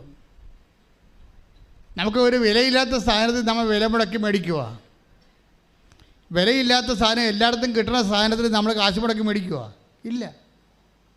ഇപ്പോൾ ഓക്സിജൻ നമ്മൾ ആർക്കാണ് കാശ് കൊടുത്ത് മേടിക്കണം? ഓക്സിജൻ ഇല്ല, മേടിക്കത്തില്ല, എല്ലായിടത്തും ഉണ്ടത്. അതിന് വിലയില്ല. ഒരു കാലം ഉണ്ടാകാൻ ചിലപ്പോൾ ഓക്സിജൻ വില കൊടുത്ത് മേടിക്കണം. ഇപ്പോൾ ഓക്സിജൻ നമ്മൾ വില കൊടുക്കണില്ല, കാര്യം ഓക്സിജൻ എല്ലായിടത്തും ഉണ്ട്. ഇപ്പോൾ എല്ലായിടത്തും ഇല്ലാത്ത വില കൊടുത്ത് വാങ്ങിക്കേണ്ട സംഭവങ്ങളാണ്, അതനുസരിച്ചിട്ടാണ് ഇതിൻ്റെ വില നിശ്ചയിക്കുന്നത്. ഇപ്പം ദൈവം ഇപ്പം 1 കൊരിന്ത്യർ 6:20 വായിച്ച് ശ്രദ്ധിക്കട്ടെ. ഹല്ലേലൂയ, ഹല്ലേലൂയ, ഹല്ലേലൂയ, ഹല്ലേലൂയ. യേശുവേ നന്ദി. ഹല്ലേലൂയ, ഹല്ലേലൂയ, ഹല്ലേലൂയ. 1 കൊരിന്ത്യർ 6:20 നിങ്ങൾ വിലയ്ക്ക് വാങ്ങപ്പെട്ടവരാണ്, ആകയാൽ നിങ്ങളുടെ ശരീരത്തിൽ ദൈവത്തെ മഹത്വപ്പെടുത്തും. കർത്താവ് നമ്മളെ കാണുന്ന വിഷയം എന്താണ്? 1 കൊരിന്ത്യർ 6:20 എന്താ പറയണത്? നിങ്ങൾ പറഞ്ഞ നിങ്ങൾ വിലക്ക് വാങ്ങപ്പെട്ടവരാണ്. അതിൻ്റെ അർത്ഥം എന്താ? വിലക്ക് വാങ്ങാൻ വേണ്ടി മാത്രം നമുക്ക് വില ഉണ്ടെന്ന് അതിൻ്റെ അർത്ഥം മനസ്സിലായില്ലേ? വിലക്ക് വാങ്ങാൻ വേണ്ടി മാത്രം നമുക്ക് വിലയില്ലെന്നുണ്ടെങ്കിൽ ആരെങ്കിലും നമ്മൾ വിലക്ക് വാങ്ങിക്കുക? അതാണ് 1 കൊരിന്ത്യർ 6:20 പറയണത്. എന്താ പറയണത്? പറഞ്ഞ് നിങ്ങൾ വിലക്ക് വാങ്ങപ്പെട്ടവരാണ്. എന്താ കർത്താവിൻ്റെ വചനം ഉദ്ദേശിക്കുന്നത്? കർത്താവിൻ്റെ വിശുദ്ധമായ രക്തത്താൽ വീണ്ടെടുക്കപ്പെട്ടവരാണെന്ന് എൻ്റെ അർത്ഥം. നമുക്ക് വേണ്ടി ക്രിസ്തു മരിക്കാൻ വേണ്ടി മാത്രം നമ്മൾ വിലയുള്ളവരാണ്. കൈയടിച്ച് ശ്രദ്ധിക്കട്ടെ. ഹല്ലേലൂയ, പരിശുദ്ധ പരമദിവ്യകാരുണ്യത്തിന് മനുഷ്യന് മറ്റ് ജീവമണ്ഡലങ്ങളെ ഉള്ള വസ്തുക്കളെക്കാളും ദൈവം വില കൽപ്പിച്ചിട്ടുണ്ട്. ഇപ്പോൾ പക്ഷികളെക്കാളും നമുക്ക് വിലയുണ്ട്, അതുപോലെ തന്നെ മൃഗങ്ങളെക്കാൾ വിലയുണ്ട് എന്നൊക്കെ ഈശോ ആദ്യം പറയും. നിങ്ങൾക്ക് പക്ഷികളെക്കാൾ വിലയുണ്ടെന്ന് ആദ്യം പറയും. പിന്നെ പറയും നിങ്ങൾക്ക് മൃഗങ്ങളെക്കാൾ വിലയുണ്ടെന്ന് പറയും. പിന്നെ പറയും നിങ്ങൾക്ക് മനുഷ്യരെക്കാൾ വിലയുണ്ടെന്ന് പറയും. അപ്പോൾ വില ഒരു പ്രശ്നമാണ്. Take the word of God. മത്തായി 6:26 ശ്രദ്ധിക്കട്ടെ. മത്തായി 6:26 ആകാശത്തിലെ പക്ഷികളെ നോക്കുവിൻ, അവ വിതയ്ക്കുന്നില്ല, കൊയ്യുന്നില്ല, കളപ്പുരയിൽ ശേഖരിക്കുന്നുമില്ല, എങ്കിലും നിങ്ങളുടെ സ്വർഗസ്ഥനായ പിതാവ് അവയെ തീറ്റിപ്പോറ്റുന്നു. അവയേക്കാൾ എത്രയോ വിലപ്പെട്ടവരാണ് നിങ്ങൾ. അപ്പോൾ വില നിശ്ചയിച്ചിട്ടുണ്ട്.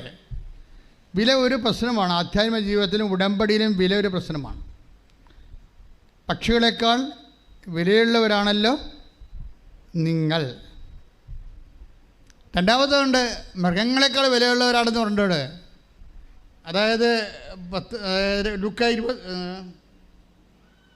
മത്തായി 12:12 എടുത്ത് ശ്രുതികട. ഹല്ലേലൂയ, ഹല്ലേലൂയ, ഹല്ലേലൂയ, ഹല്ലേലൂയ. യേശുവേ നന്ദി. ഹല്ലേലൂയ. മത്തായി 12:12 ആടിനേക്കാൾ എത്രയേറെ വിലപ്പെട്ടവനാണ് മനുഷ്യൻ. ആടിനേക്കാൾ പറഞ്ഞേ, ആടിനേക്കാൾ എത്രയേറെ വിലപ്പെട്ടവരാണ് മനുഷ്യർ. അപ്പം മനുഷ്യരിലേക്ക് വരണത് ആദ്യം ധാതുക്കള്, പിന്നീട് ചെടികള്, പിന്നീട് ആനിമൽ കിങ്ഡം. ഇങ്ങനെ എല്ലാം കഴിയുമ്പോഴാണ് മനുഷ്യൻ്റെ ഹ്യൂമൻ കിങ്ഡം വരണത്.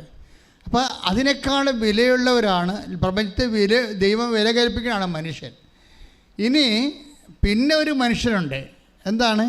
യേശുക്രിസ്തുവിൻ്റെ വിശുദ്ധമായ രക്തത്താൽ വീണ്ടെടുക്കപ്പെടാൻ വേണ്ടി മാത്രം വിലയുള്ള മനുഷ്യർ. അതെന്ത് മനുഷ്യരാണ്? കർത്താവിൻ്റെ ആത്മാവ് ദൈവം നിക്ഷേപിച്ചുള്ള മനുഷ്യർ. അവിടെയാണ് ആത്മാവ് വരണത്. ക്രിസ്തുവിൻ്റെ രക്തത്താൽ നമ്മൾ വീണ്ടെടുക്കാൻ കാരണം എന്താണ്? ദൈവത്തിൻ്റെ ആത്മാവ് നമ്മളിൽ കുടികൊള്ളുന്നതാണ്. കൈയടിച്ച് ശ്രദ്ധിക്കട്ടെ. ഹല്ലേലൂയ.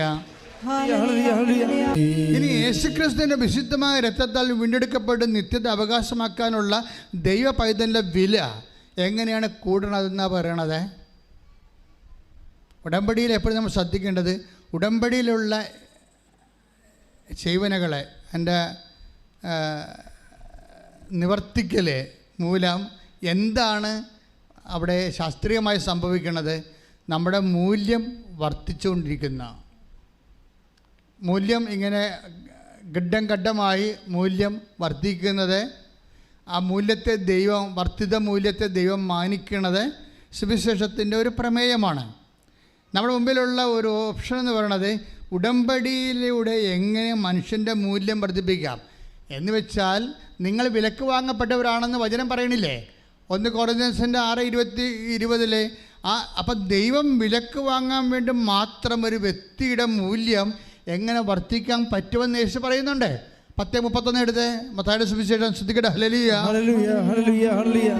യേശുവേ നന്ദി. ഹല്ലേലൂയ, ഹല്ലേലൂയ. മത്തായി 10:31 അതിനാൽ ഭയപ്പെടേണ്ട നിങ്ങൾ അനേകം കുരുവികളെക്കാൾ വിലയുള്ളവരാണല്ലോ. ഇനി ഈ വിലയിൽ എങ്ങനെയാണ് വില വരണത്, എങ്ങനെയാണ് വില കൂടിയത്, എങ്ങനെയാണ് വില കൂട്ടണത് എന്ന് 10:32 അടുത്ത വചനം വായിച്ചാൽ മനസ്സിലാകും. അടുത്ത വചനം എന്താ?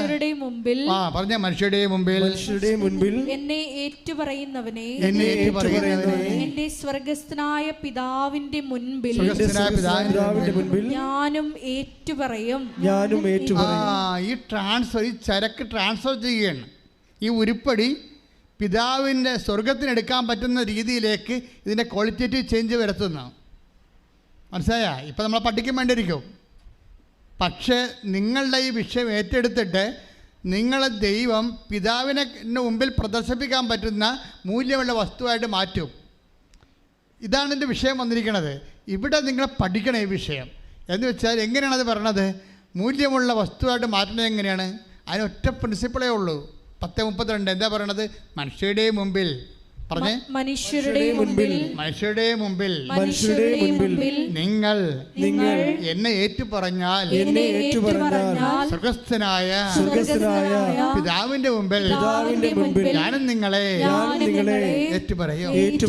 പിതാവിന്റെ മുമ്പിൽ കാണിക്കുക. എക്സ്പോർട്ട് ക്വാളിറ്റിയായി. ഇന്ത്യൻ മാർക്കറ്റിലല്ല ഈ സാധനം ഇനി ഓടാൻ പോണത്. ഇത് എക്സ്പോർട്ട് ജർമ്മനിയിലേക്ക് സ്ഥലത്ത് കയറ്റിയേക്കാൻ പോവുകയാണ്. ഇത് എക്സ്പോർട്ട് ക്വാളിറ്റിയായി സ്വർഗത്തിലേക്ക് കൊടുക്കാൻ പറ്റുന്ന വസ്തുവായി മാറുകയാണ്. അതാണ് പിതാവിൻ്റെ മുമ്പിലെന്ന് പറയണത്. അപ്പോൾ ഇത് എന്തെങ്ങനെയാണ്? മനുഷ്യരുടെ മുമ്പിൽ എന്നെ ഏറ്റു പറഞ്ഞാൽ അവിടെ വിഷയം. എങ്ങനെയാണ് ഇത് എക്സ്പോർട്ട് ക്വാളിറ്റി ആകണത്? വിദേശ വിനിമയത്തിന് പറ്റണ രീതിയിലുള്ള ഒരു കമ്മോഡിറ്റി ആയിട്ട് ഇത് മാറണത് എങ്ങനെയാണ്? മനുഷ്യരുടെ മുമ്പിൽ പറഞ്ഞേ, മനുഷ്യരുടെ മുമ്പിൽ നിങ്ങൾ എന്നെ ഏറ്റുപറഞ്ഞാൽ സ്വർഗ്ഗസ്ഥനായ എന്റെ പിതാവിന്റെ മുമ്പിൽ ഞാനും നിങ്ങളെ ഏറ്റുപറയും. ഇപ്പൊ മനസ്സിലായില്ലേ? മനുഷ്യരുടെ മുമ്പിൽ ഏറ്റുപറഞ്ഞിട്ടാണ് ക്രിസ്തുവിനെ മനുഷ്യരുടെ മുമ്പിൽ ഏറ്റുപറയുമ്പോഴാണ് മൂല്യം വർദ്ധിക്കുന്നത്. കൈയടിച്ച് ശ്രദ്ധിക്കട്ടെ. പരമദിവ്യകാരണത്തിന് ആരാധനയും സ്തുതിയും പുകഴ്ചയും ഉണ്ടായിരിക്കട്ടെ. അതായത് എപ്പോഴും നമ്മൾ ശ്രദ്ധിക്കേണ്ട കാര്യമാണ്. നമ്മുടെ മുമ്പിലുള്ള സിംഗിൾ ഓപ്ഷൻ ഇത്രയേ ഉള്ളൂ. എന്താണ്? മനുഷ്യരുടെ മുമ്പിൽ യേശുവിനെ നമ്മൾ ഏറ്റുപറയണം. വേറെ ഒരു ഓപ്ഷൻ തന്നിട്ടില്ല. ഒറ്റ ക്വസ്റ്റ്യനേ ഉള്ളൂ. മനുഷ്യർ ഇപ്പം ഞാൻ രോഗിയായിരുന്നു, നിങ്ങളെന്നെ സന്ദർശിച്ചു. ഞാൻ ഗൃഹവാസിയായിരുന്നു, നിങ്ങളെന്നെ സന്ദർശിച്ചു. എനിക്ക് വിശന്നു, നിങ്ങളെനിക്ക് ഭക്ഷണം തന്നു. എനിക്ക് ദാഹത്തിന് എനിക്ക് കുടിക്കാൻ തന്നു. ഞാൻ നഗ്നനായി നിങ്ങളെന്നെ ഉടുപ്പിച്ചു എന്നൊക്കെ പറഞ്ഞാലും ബേസിക്കായിട്ട് വാട്ട് ഇസ് ദാറ്റ്? മനുഷ്യരുടെ മുമ്പിൽ കർത്താവിനെ ഏറ്റുപറയണം. പക്ഷേ നിങ്ങളത് കൊടുക്കുമ്പോഴേ കർത്താവിനെ തന്നെയാണ് ഏറ്റുപറയേണ്ടത്. അല്ലാതെ സാരി കൊടുത്തു, ഷർട്ട് കൊടുത്തു, ഭക്ഷണം കൊടുത്തു പറയുമ്പോൾ നിങ്ങൾ കൊടുത്ത പോലെയാണ് ഇപ്പോൾ വന്നിരിക്കുന്നത്. പലപ്പോഴും നിങ്ങൾക്ക് ആൾ കളിക്കാനും നിങ്ങൾ കരുണയുള്ള ആളാണെന്ന് മറ്റുള്ളവരെ ബോധിപ്പിക്കാനും അവരോടൊക്കെ ഇരുന്ന് നിങ്ങൾക്കൊരു അംഗീകാരം കിട്ടാൻ വേണ്ടി നിങ്ങളെ ക്രിസ്തുവിൻ്റെ ക്രിസ്തുവിൻ്റെ മൂടുപടം ചൂടിക്കൊണ്ട് നിങ്ങളുടെ മാനുഷികമായിട്ടുള്ള ഒരു ശുശ്രൂഷ ചെയ്തെങ്കിൽ അത് ഏറ്റുപറച്ചിലല്ല, അത് നിങ്ങളെ ഏറ്റുപറച്ചിലാണ്. എന്നിട്ട് നിങ്ങളവരോട് പറയണം, ഞങ്ങൾ സഹോദര, ഞങ്ങൾ ഇത് നിങ്ങൾക്ക് തരണത് ക്രിസ്തുവിനെ നിങ്ങൾ സ്വീകരിക്കാൻ വേണ്ടിയാണെന്ന് പറയണം. ക്രിസ്തുവിൻ്റെ നാമത്തിലാണ്. ക്രിസ്തു ഞങ്ങളോട് പറഞ്ഞു വിശക്കുന്ന ഭക്ഷണം കൊടുക്കണമെന്ന്. ക്രിസ്തു ഞങ്ങളോട് പറഞ്ഞു ദാഹിക്കുന്ന കുടിക്കാൻ കൊടുക്കണമെന്ന്. ക്രിസ്തു ഞങ്ങളോട് പറഞ്ഞു എന്ത് പറഞ്ഞു? വസ്ത്രമില്ലാത്തവർക്ക് വസ്ത്രം കൊടുക്കണമെന്ന്. അത് പറഞ്ഞുകൊണ്ടാണ് കൊടുക്കേണ്ടത്. അല്ലെങ്കിൽ അത് നിങ്ങളുടെ പേരിലായി പോവും. നിങ്ങൾക്ക് അങ്ങനെ എത്രയോ പേര് കൊടുക്കുന്നുണ്ട് ആൾക്കാർക്ക്. എന്തെല്ലാം കൊടുക്കുന്നുണ്ട് ആൾക്കാർക്ക്, എന്തെല്ലാം കൊടുക്കുന്നുണ്ട് ആൾക്കാർക്ക്. അതല്ല, കൊടുക്കണമല്ല. നിങ്ങൾ ഒരു ഗ്ലാസ്, കർത്താവ് പറഞ്ഞത് സ്വർണ്ണക്കിരീടം കൊടുത്തില്ലെങ്കിലും ഒരു ഗ്ലാസ് പച്ചവെള്ളമാണ് കൊടുക്കണമെങ്കിലും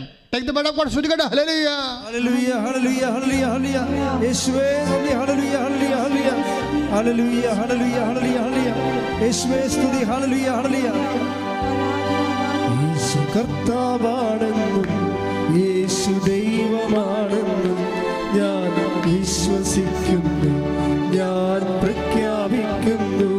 യേശു കർത്താവാണെന്നും യേശു ദൈവമാണെന്നും ഞാൻ വിശ്വസിക്കുന്നു, ഞാൻ പ്രഖ്യാപിക്കുന്നു.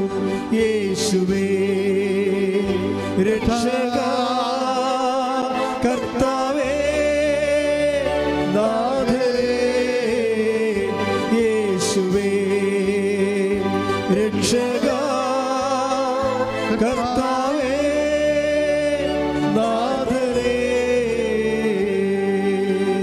മത്തായി 10:42. മത്തായി 10:42.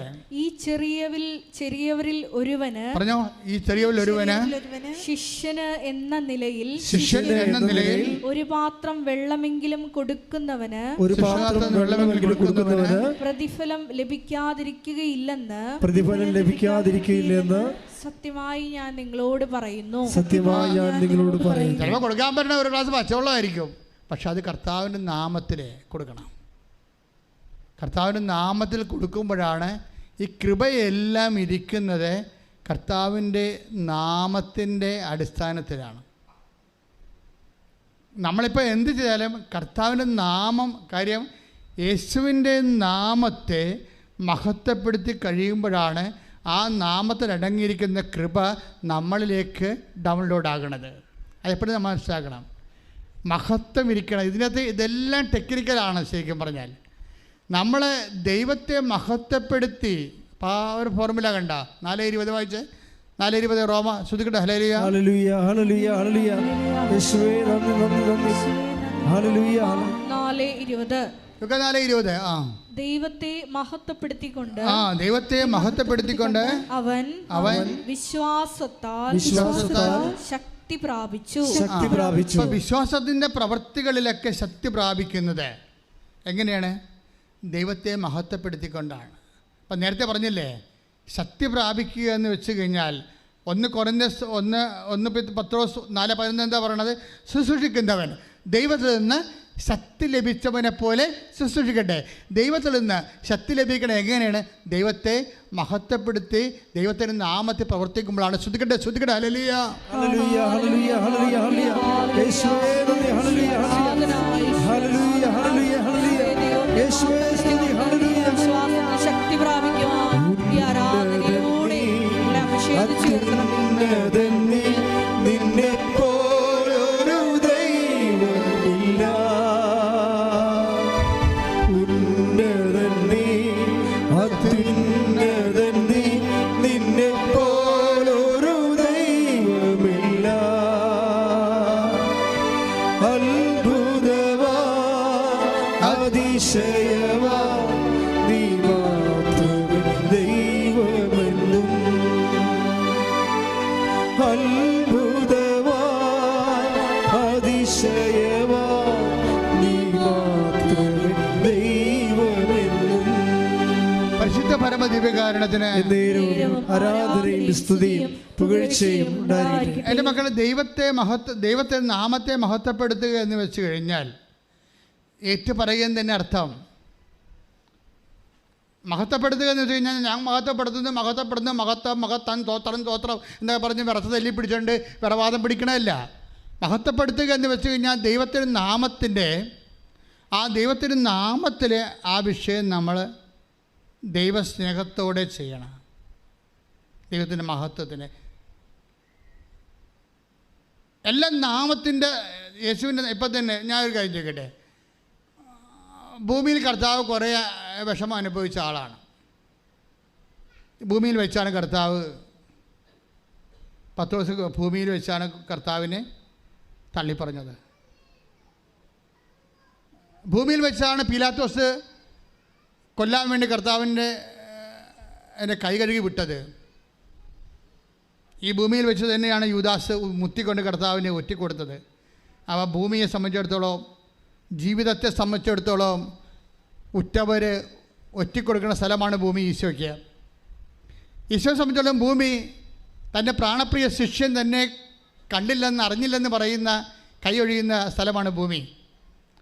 ഈശോയെ സംബന്ധിച്ചിടത്തോളം ഭൂമിയിലുള്ള ജീവിതാനുഭവം എന്ന് പറയുന്നത് സ്വന്തം പ്രാണപ്രിയനായ ശിഷ്യൻ തന്നെ മുത്തിക്കൊണ്ട് കൊല്ലാൻ വേണ്ടി ഒറ്റിക്കൊടുക്കുന്ന ഭൂമി. പക്ഷേ ഭൂമിയെക്കുറിച്ച് കർത്താവ് പറയണത് ഇത് യൂദാസിൻ്റെ ഭൂമിയാണ്, യൂദാസ് ഒറ്റിക്കൊടുത്ത ഭൂമിയാണ്, ഇത് പത്രോസ് കൈയൊഴിഞ്ഞ ഭൂമിയാണ്, ഇത് പീലാത്തോസ് കൈ കഴുകിയ ഭൂമിയാണ് എന്നല്ല കർത്താവ് പറഞ്ഞത്. ഈ ഭൂമി പിതാവേ ഭൂമിയിൽ അങ്ങയെ മഹത്വപ്പെടുത്തേണ്ട ഇടമാണെന്ന്. ഈ പത്രോസിലൂടെ, പീലാത്തോസിലൂടെ, അതുപോലെ യൂദാസിലൂടെ കിട്ടിയ ദുരനുഭവങ്ങളിലൂടെ അത് നിൻ്റെ നാമത്തിൽ നിന്നുള്ള സ്നേഹത്താൽ ഞാൻ സ്വീകരിച്ചപ്പോൾ പിതാവേ ഭൂമിയിൽ അതുവഴി ഞാനങ്ങയെ മഹത്വപ്പെടുത്തി. ആകയാൽ അങ്ങേ പക്കൽ എന്നെ മഹത്വപ്പെടുത്തണമേ. അതാണ് യോഹന്നാന്റെ സുവിശേഷം 17:4 പറയണത്. ഓരോ അനുഭവങ്ങളും ഉടമ്പടി എടുക്കുന്നവരുടെ ജീവിതത്തിലുണ്ടാകുന്ന ഓരോ ദുഃഖാനുഭവം, ദുരിതാനുഭവങ്ങളും ദൈവത്തെ മഹത്വപ്പെടുത്താനുള്ള, നിത്യത ആഗ്രഹിക്കാനുള്ള, ആർജിക്കാനുള്ള അഭിഷേകമായിട്ടും ദൈവത്തിൻ്റെ അവസരമായിട്ടും കാണണം. ശ്രുതികട്ടെ. ഹല്ലേലൂയ ഹല്ലേലൂയ ഹല്ലേലൂയ ഹല്ലേലൂയ ഹല്ലേലൂയ ഹല്ലേലൂയ അനുഭവങ്ങളെല്ലാം നിന്നെ മഹത്വപ്പെടുത്താനുള്ള വലിയ അവസരങ്ങളാണ് തിരിച്ചറിയുക. എല്ലാം അവസരങ്ങളാണെന്ന് ഈശോ പറയണത്. എല്ലാം അവസരങ്ങളാണ്. എന്തിനുള്ള അവസരം? ദൈവത്തെ മഹത്വപ്പെടുത്താനുള്ള അവസരം. ദൈവത്തെ മഹത്വപ്പെടുത്താനുള്ള അവസരമാണ് നമ്മുടെ ദുഃഖാനുഭവങ്ങൾ, ദുരിതാനുഭവങ്ങൾ, പ്രതികൂലമായ സാഹചര്യങ്ങളെല്ലാം ഈശോ ചെയ്ത പോലെ. അതുകൊണ്ടാണ് വീണ്ടും ഈശോ പറഞ്ഞിട്ടുണ്ട് ഇതെല്ലാം അവസരങ്ങളാണെന്ന്.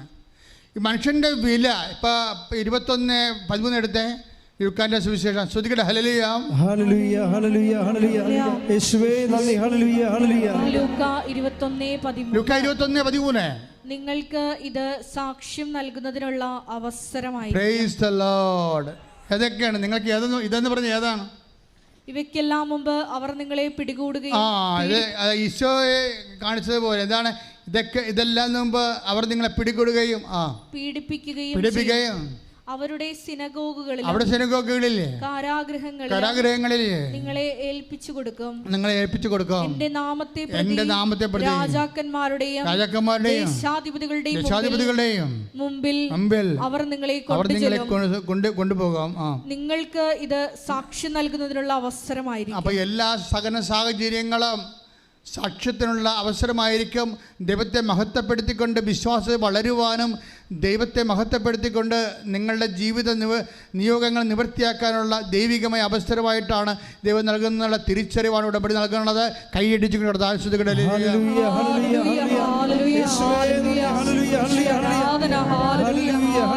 ഇതുപോലെ സഹനത്തിൻ്റെ സാഹചര്യങ്ങൾ കടന്നു പോകുമ്പോൾ എങ്ങനെയാണ് ദൈവത്തെ മഹത്വപ്പെടുത്തിക്കൊണ്ട് സാക്ഷിയാകണതെന്ന് നോക്കിയാൽ ഈ ആഴ്ചത്തെ മറ്റൊരു സാക്ഷിയോട് നിഷയുടെ സാക്ഷ്യം, തൃശ്ശൂരിൽ നിന്ന് നിഷയുടെ സാക്ഷ്യങ്ങൾ എനിക്ക് വളരെ ഹൃദ്യമായിട്ട് തോന്നിയ സാക്ഷ്യമാണ്. നിഷയ്ക്ക് മക്കളില്ല, 2 മക്കൾ അബോർട്ടായിപ്പോയി.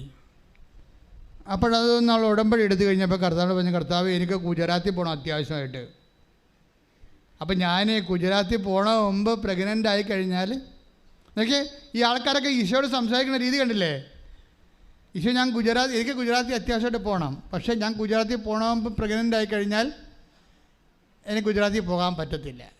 അത് നിൻ്റെ ഇഷ്ടം, എന്താ വെച്ചാൽ നീ ചെയ്യും. അപ്പോഴേ എന്നാ പക്ഷേ ഗുജറാത്തിൽ പോണവരെ പ്രഗ്നൻ്റ് ആയില്ല, പോയി തിരിച്ചു വന്നപ്പോൾ പ്രഗ്നൻ്റ് ആയി. ഈശോ അവൾ പറഞ്ഞു അവളുടെ ടൈമിൽ ഈശോ വിഷയം സെറ്റ് ചെയ്യും. ഈശോ നിങ്ങളൊന്ന് അനുഭവിച്ച് അടുത്ത് നിന്നാണ്ടല്ലോ ഈ ആളാരാണെന്നറിയാം. പിന്നെ അപ്പനും വേണ്ട ഈ അമ്മനും വേണ്ടെന്ന് പറഞ്ഞ പോലെ ആവും. അത്രയും ലവബിളാണ്. എന്ന് വെച്ച് കഴിഞ്ഞാൽ പിന്നെ ഈ ആൾ അന്ത്യം വരെ ഉണ്ടാവുമല്ലോ. അതുകൊണ്ട് നേരിട്ട് ഇപ്പം ദൈവാനുഭവമുള്ളവർ സാധാരണ മനുഷ്യരിലെ ദൈവിക സ്പിരിച്വാലിറ്റിയിൽ അവർ വർത്തിക്കുന്ന കണ്ടില്ലേ? അപ്പം നേരിട്ട് അവളുടെ ജീവിത പ്രശ്നങ്ങൾ നേരെ ഈശോയുമായിട്ട് ഇൻട്രാക്ട് ചെയ്യാൻ എന്നിട്ട് അവൾക്ക് പറ്റുന്ന രീതിയിൽ ഈശോ കൊണ്ടുവന്നു. അപ്പോൾ എന്നിട്ട് അവൾ പറയും, ഈശോ നിനക്ക് എന്നെ നേരത്തെ അറിയാം, ഓപ്പറേഷൻ പറ്റത്തില്ല, എനിക്ക് പേടിയാണ്. അതൊരു രസമാണ് ആ സാക്ഷ്യം. എനിക്ക് പേടിയാണ്, കാര്യം എനിക്കൊരു സൂചി കൊണ്ട് കുത്തണ പോലും ഞാൻ കിടന്ന് കാറും. അപ്പോൾ ഓപ്പറേഷൻ ഇല്ലാതാക്കി തന്നെയെന്ന് പറയും. അല്ല, അപ്പം എനിക്കത് ആ സാക്ഷ്യത്തെ മനസ്സിലാക്കാൻ എന്താ അറിയാമോ? ഓപ്പറേഷൻ മോശമാണെന്നല്ല ഞാൻ മനസ്സിലായത്. നമ്മൾ പറയുന്ന നമ്മളുടെ ആ ഇഷ്ടാനിഷ്ടങ്ങൾക്ക് പറ്റുന്ന രീതിയിൽ ദൈവം വിഷയം സെറ്റ് ചെയ്യാൻ വേണ്ടി മാത്രം ദൈവം നമ്മളെ സ്നേഹിക്കുന്നു എന്നുള്ളതാണ് ഏറ്റവും വലിയ. അവസാനം ഒരു ദിവസം ഇവളുടെ അമ്മ ഒരു സ്വപ്നം കാണാം. കൃപാസനം മാതാവ് പ്രസവം എടുത്തിട്ട് കുഞ്ഞിനെ ഇവൾക്ക് കൊടുക്കുന്നു. അപ്പോൾ അമ്മ ഇവളോട് പറയും, എടി നിനക്ക് വേദന ഒന്നും ഉണ്ടാകത്തില്ല, കൃപാസനം അമ്മ തന്നെ വന്ന് തിയേറ്ററിൽ വന്ന് കുഞ്ഞിനെ എടുത്ത് നിനക്ക് തരണം, ഞാൻ സ്വപ്നം കണ്ടെന്ന് പറയും. എന്നിട്ട് അത് 22-ാം തീയതിയാണെന്ന് പറയും. അവിടെയാണ് പ്രശ്നം. സ്വപ്നം ആർക്കും കാണാം, പക്ഷേ ഈ അമ്മ പറഞ്ഞ 22-ാം തീയതി തന്നെ ഇവളെ പ്രസവിക്കും. ശ്രുതിക്കട്ടെ ഹല്ലേലൂയ.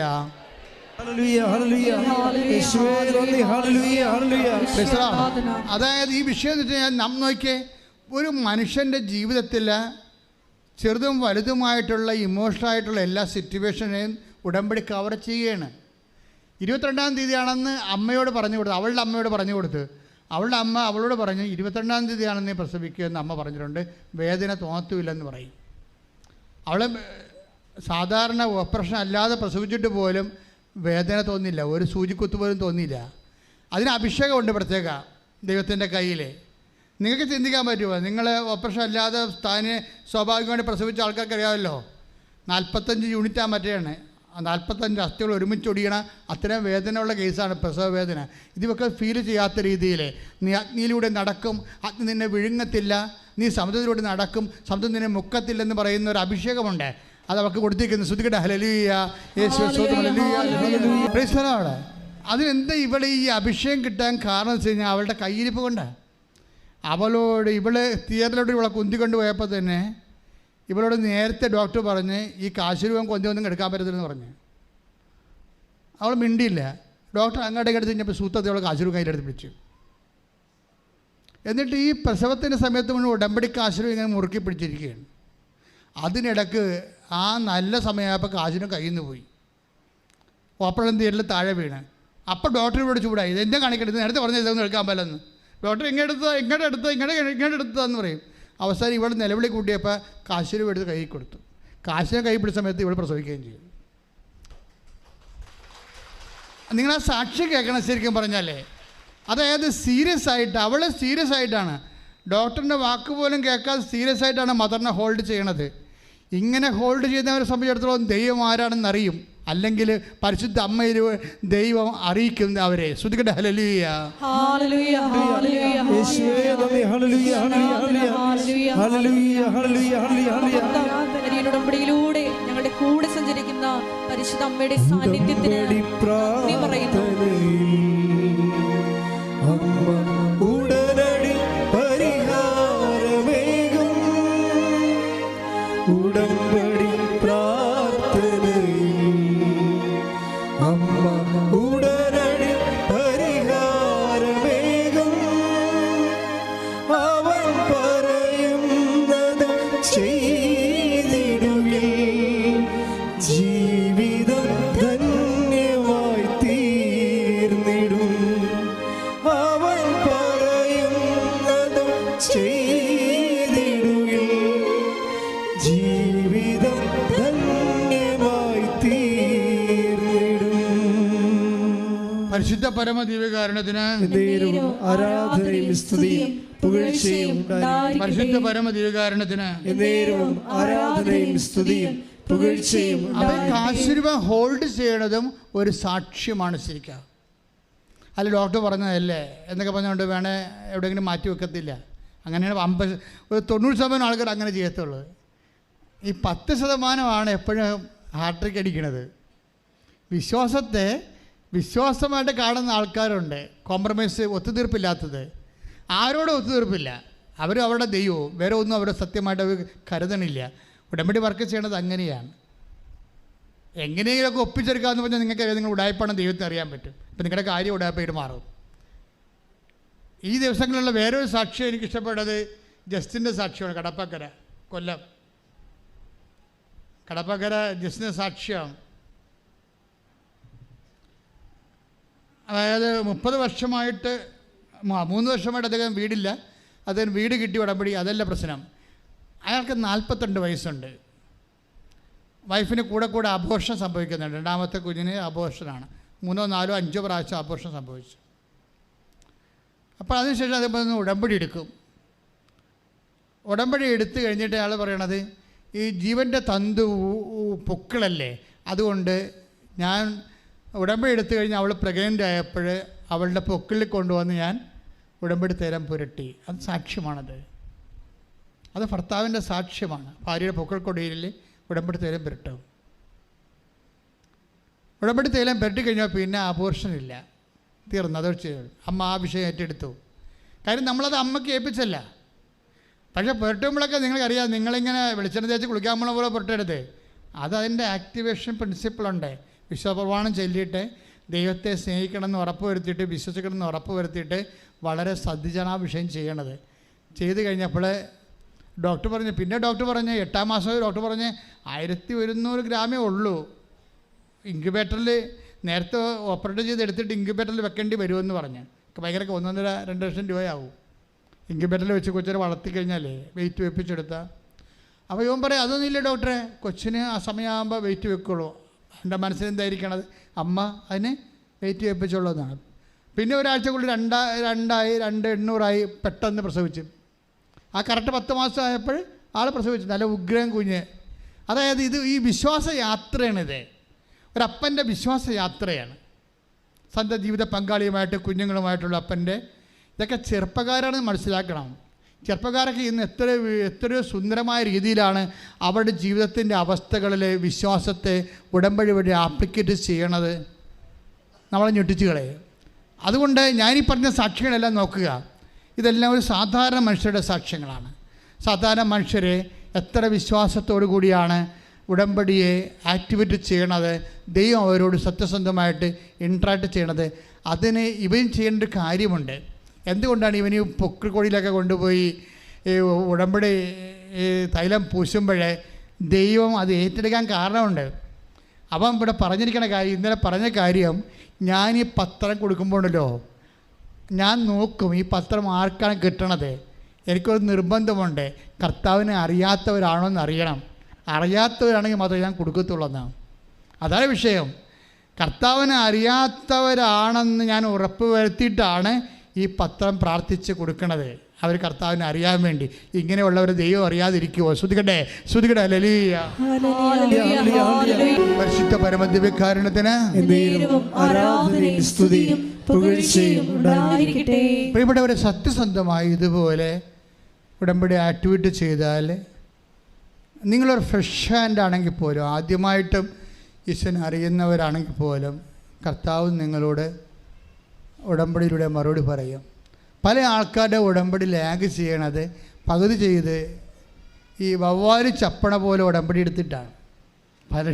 വവ്വാല് ചപ്പണ വാങ്ങാൻ കണ്ടിട്ടുണ്ടല്ലോ, പകുതി ചപ്പുമ്പോൾ തന്നെ അത് ഒടിഞ്ഞ് താഴെ വീഴും. പിന്നെ നോക്കുമ്പോൾ പകുതി ചപ്പി ഇരിക്കണ കാണാം. പകുതി ചപ്പി ഉടമ്പടിയാണ് പല ആൾക്കാരുടെയും.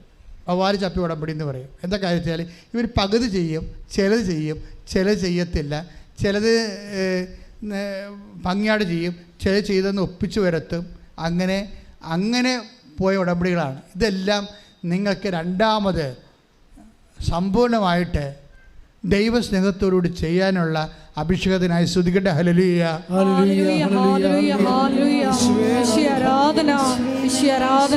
ഉടമ്പടി നിബന്ധനകള് ദൈവസ്നേഹത്തോടെ വിശ്വസ്തയോടെ ചെയ്യാനുള്ള അഭിഷേകം ഈ ആരാധനയോടെ ഞങ്ങൾക്ക് നൽകണമേ. ഈശോ ലോകത്തിന് കൊടുക്കുവാൻ ഞങ്ങളെ പ്രത്യേകമായി തിരഞ്ഞെടുത്ത് അഭിഷേകം ചെയ്യണമേ. മഹത്വം മഹത്വം, ആരാധന ആരാധന. ഹല്ലേലൂയ. പരിശുദ്ധ പരമദിവ്യകാരുണ്യത്തിന് ആദ്യം എൻ്റെ മക്കളെ പ്രാർത്ഥിക്കേണ്ടത് കർത്താവിനെ കൈമാറാനുള്ള സുവിശേഷത്തിൻ്റെ സ്വർഗത്തിൻ്റെ ഉപകരണമായി നിങ്ങളെ മാറ്റാൻ വേണ്ടി പ്രാർത്ഥിക്കുക. കർത്താവായ ദൈവമേ, സ്വർഗത്തിന്റെ ഉപകരണമായി എന്നെ അഭിഷേകം ചെയ്യണമേ. അങ്ങേ അറിയാത്തവരെ അറിയിക്കുവാൻ, അറിഞ്ഞവരെ ആഴപ്പെടുത്തുവാൻ, ദൈവസ്നേഹത്തോടെ പ്രവർത്തിക്കുവാൻ എന്നെ അഭിഷേകം ചെയ്യണമേ. നമ്മൾ സജ്ജിയായാലും ആരായാലും അവിടെ വില എങ്ങനെയാണ് അവർ കൂട്ടിയത് നിങ്ങൾക്ക് മനസ്സിലായില്ലേ? മനുഷ്യരുടെ മുമ്പിൽ എന്നെ ഏറ്റുപറയുന്നവനെ ഞാൻ എക്സ്പോർട്ട് ക്വാളിറ്റി ആക്കും എന്നാണ് ഈശോ പറഞ്ഞത്. സ്വർഗീയ വിനിമയത്തിനായി ഞാൻ ഒരുക്കി വെക്കും. അതിൻ്റെ വില കൂടിയെന്ന് എൻ്റെ അർത്ഥം. അപ്പോൾ കൈമാറ്റത്തിലൂടെയും മനുഷ്യ മുമ്പിൽ യേശുവിനെ ഏറ്റുപറയുന്നതിലൂടെയുമാണ് നമ്മൾ യേശുവിനെ ഏറ്റുപറയാത്ത ഒരു പ്രവർത്തനങ്ങളിലും ദൈവത്തിന് യാതൊരുവിധ ഇൻവെസ്റ്റ്മെൻറ്റും ഇല്ല. സഭയിലൊക്കെ എന്തുമാത്രം സാമൂഹ്യ പ്രവർത്തനം നടക്കുന്നതാണ്. പക്ഷെ അതിലൊന്നും യേശുവിനെ അവർ ഏറ്റുപറയുന്നതായിട്ട് ഞാൻ കണ്ടിട്ടില്ല. പല പ്രവർത്തനങ്ങളിലും ചില അച്ഛന്മാർ ലോഹ ഒരിക്കലും ഉപയോഗിക്കാറില്ല. നിങ്ങളുടെ വീടുകളിലൊക്കെ വരും ഇടവകാർ ലോഹയൊക്കെ ഇടാതെ. അങ്ങനെ ബുദ്ധിമുട്ടാണ് യേശുവിനെ അത് ഏറ്റുപറയാൻ. അവരങ്ങനെയുള്ളവർ നിങ്ങൾ സ്വീകരിക്കേണ്ട ഒരു കാര്യമില്ല. എന്താ കാര്യം? അവരോട് പറയണം, നിങ്ങൾ ഇത് ഈ വസ്ത്രമൊക്കെ ഇട്ടിരിക്കുന്നത് കർത്താവിനെ ഏറ്റുപറയാൻ വേണ്ടിയാണ്. നിങ്ങൾക്കത് പേടിയാണ്. അതാ പ്രശ്നം. ഞങ്ങളുടെ മുമ്പിൽ അവർക്ക് ഞാൻ ക്രിസ്തുവിൻ്റെ ശുശ്രൂഷകനാണെന്ന് അറിയിക്കാനുള്ള ബുദ്ധിമുട്ടുണ്ട്, മാനസിക ബുദ്ധിമുട്ട്. അവർക്ക് അവരുടെ സ്വാതന്ത്ര്യമില്ല. അത് എപ്പോഴും നമ്മൾ ശ്രദ്ധിക്കണം. നിങ്ങളെ വിശ്വാസികളാകുമ്പോൾ അതൊരു കാര്യമില്ല. അങ്ങനെയുള്ള ക്രിസ്തുവിൻ്റെ ചൈതന്യത്തിൽ നിരക്കാത്ത കാര്യങ്ങൾ. അപ്പോൾ നിങ്ങൾ ഓർക്കും ലോകയിലാണ് അച്ഛൻ ഇരിക്കണമെന്ന്. അങ്ങനെയല്ല. അച്ഛനെന്ന് പറയുമ്പോൾ ഈ സമൂഹത്തിൽ ശുശ്രൂഷ ചെയ്യുമ്പോൾ കർത്താവിൻ്റെ ഒരു അടയാളമായിട്ട് ഒരു വിശുദ്ധ വസ്ത്രം കൊടുത്തിട്ടുണ്ട്. അത് മാനിച്ച് ശുശ്രൂഷ ചെയ്യുമ്പോൾ അത് ക്രിസ്തുവിനെയാണ് അവർ കൈമാറണത്. അല്ലെങ്കിൽ പാൻസും കോട്ടോട്ട് ജോലി ചെയ്യാൻ ആർക്കാൻ പറ്റാത്തത്? അത് ക്രിസ്തുവിനെ കൈമാറാൻ എന്താ ഉറപ്പിരിക്കണത്?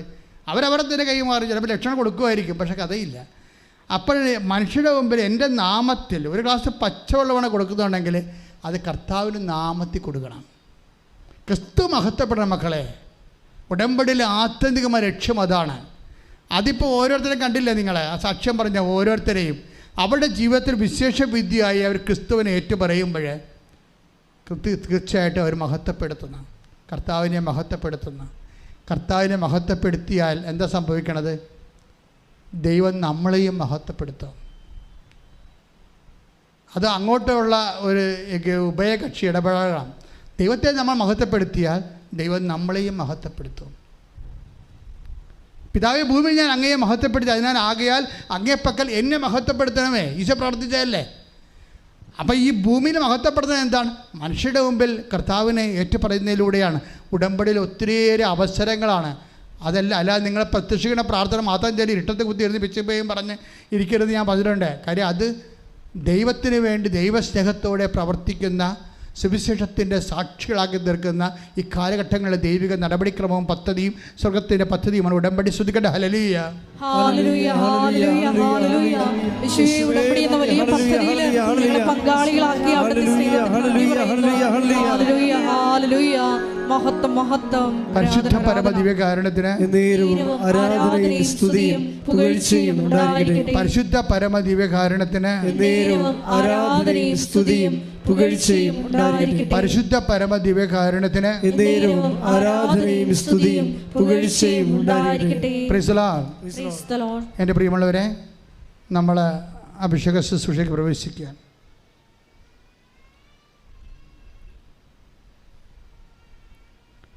രോഗസൗഖ്യ പ്രാർത്ഥന ആരംഭിക്കുന്ന സമയമാണ്.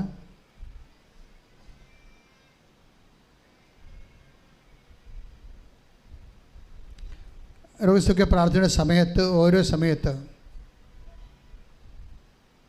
നിങ്ങളെ കൈകൾ വെച്ച് പ്രാർത്ഥിക്കണം. രോഗമുള്ളിടത്ത്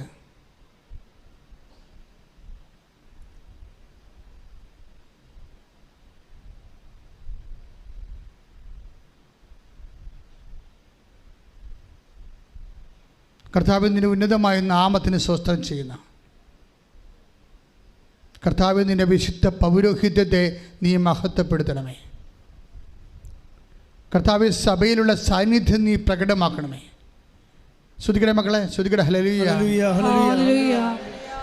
കർത്താവ്, നിന്റെ തിരുമുറുപാടുന്ന വലത്ത് കരാം അങ്ങയുടെ മക്കളുടെ ശിരസിൽ വെക്കണേ പ്രാർത്ഥിക്കുന്ന സന്ധിബന്ധങ്ങളിലും മാംസപെശുകളിലും രക്തഞരമ്പുകളിലും ശരീരകോശങ്ങളിലും ആന്തരിക അവയവങ്ങളിലും കർത്താവിൻ്റെ രക്തം പടരട്ടെ. എല്ലാ കോശങ്ങളിലും പെശുകളിലും കർത്താവിൻ്റെ രക്തം പടരട്ടെ. മാർഗരോഗങ്ങൾ, തീരാവ്യാധികൾ യേശു ക്രിസ്തുവിൻ്റെ നാമത്തിൽ മാറിപ്പോകട്ടെ. ശ്രുതികട്ടെ. സുഖപ്പെട്ടുകൊണ്ട് ഈ ആരാധനയിലൂടെ യേശുനാമം മഹത്വപ്പെടുവാൻ ആരാധന സദയം തുടേടേ സുഖമായിടും എൻ്റെ ഉള്ളം അരികിൽ വരേടേ സദയം തുടേടേ സുഖമായിടും എൻ്റെ ഉള്ളം. പരിശുദ്ധ പരമദിവ്യകാരുണ്യത്തിന് ആരാധനയും സ്തുതിയും പുകഴ്ചയും പരിശുദ്ധ പരമദിവ്യകാരുണ്യത്തിന് ആരാധനയും സ്തുതിയും പുകഴ്ചയും പരിശുദ്ധ പരമദിവ്യകാരുണ്യത്തിന് ആരാധനയും സ്തുതിയും പുകഴ്ചയും ഉണ്ടായിരിക്കട്ടെ. എൻ്റെ പ്രിയപ്പെട്ടവരെ, ജീവിതത്തിൻ്റെ വ്യത്യസ്തങ്ങളായ മണ്ഡലങ്ങളിൽ നമ്മൾ ഉടമ്പടി എടുത്തിട്ടുണ്ട്. ഈ ആഴ്ചയിൽ ഉടമ്പടി എടുത്തവരോ എടുക്കാൻ പോകുന്നവരോ അവരുടെ ജീവിത മണ്ഡലങ്ങളിലെല്ലാം അവർക്ക് വീഞ്ഞില്ല എന്ന് കണ്ണീരോടെ എന്ന വിശ്വാസത്തോടെ ഈശോയോട് പറഞ്ഞ പരിശുദ്ധ അമ്മയുടെ ദൈവിക മാധ്യസ്ഥത്തിലാണ് ഉടമ്പടി പുലരുന്നത്. അമ്മയെ പരിശുദ്ധ അമ്മ ജോലിയില്ലാത്തവർ ഇപ്പോൾ പ്രാർത്ഥിക്കുന്നു. ശ്രുതിക്കട്ടെ മക്കളെ. അമ്മയെ പരിശുദ്ധമേ വീടില്ലാത്തവർ പ്രാർത്ഥിക്കുന്ന, വിസ ലഭിക്കാത്തവർ പ്രാർത്ഥിക്കുന്ന, പരീക്ഷ തോക്കുന്നവർ പ്രാർത്ഥിക്കുന്ന, പരീക്ഷ എഴുതാൻ പോകുന്നവർ, ഇൻ്റർവ്യൂ അഭിമുഖീകരിക്കുന്നവർ, യാത്ര ചെയ്യാൻ പോകുന്നവർ, വിദേശ യാത്രയ്ക്ക് ഒരുങ്ങുന്നവർ, വിദേശ യാത്രയിൽ കുടുങ്ങിപ്പോയവർ, ജയിലകപ്പെട്ട മക്കൾ, പലതരത്തിലുള്ള സാമ്പത്തിക തടസ്സങ്ങളുള്ളവർ, വീട്ട് തടസ്സങ്ങളുള്ളവർ, കർത്താവ് അവരിപ്പോൾ കണ്ണുനീരോടെ ഞങ്ങളുടെ തിരുസേനയെ പ്രാർത്ഥിച്ചുകൊണ്ടിരിക്കണം. ദൈവമേ, എൻ്റെ കർത്താവ്, കുഞ്ഞുങ്ങളില്ലാത്ത പ്രാർത്ഥിക്കുന്നുണ്ട്, വിവാഹമൊത്തോരത്ത് പ്രാർത്ഥിക്കുന്നുണ്ട്.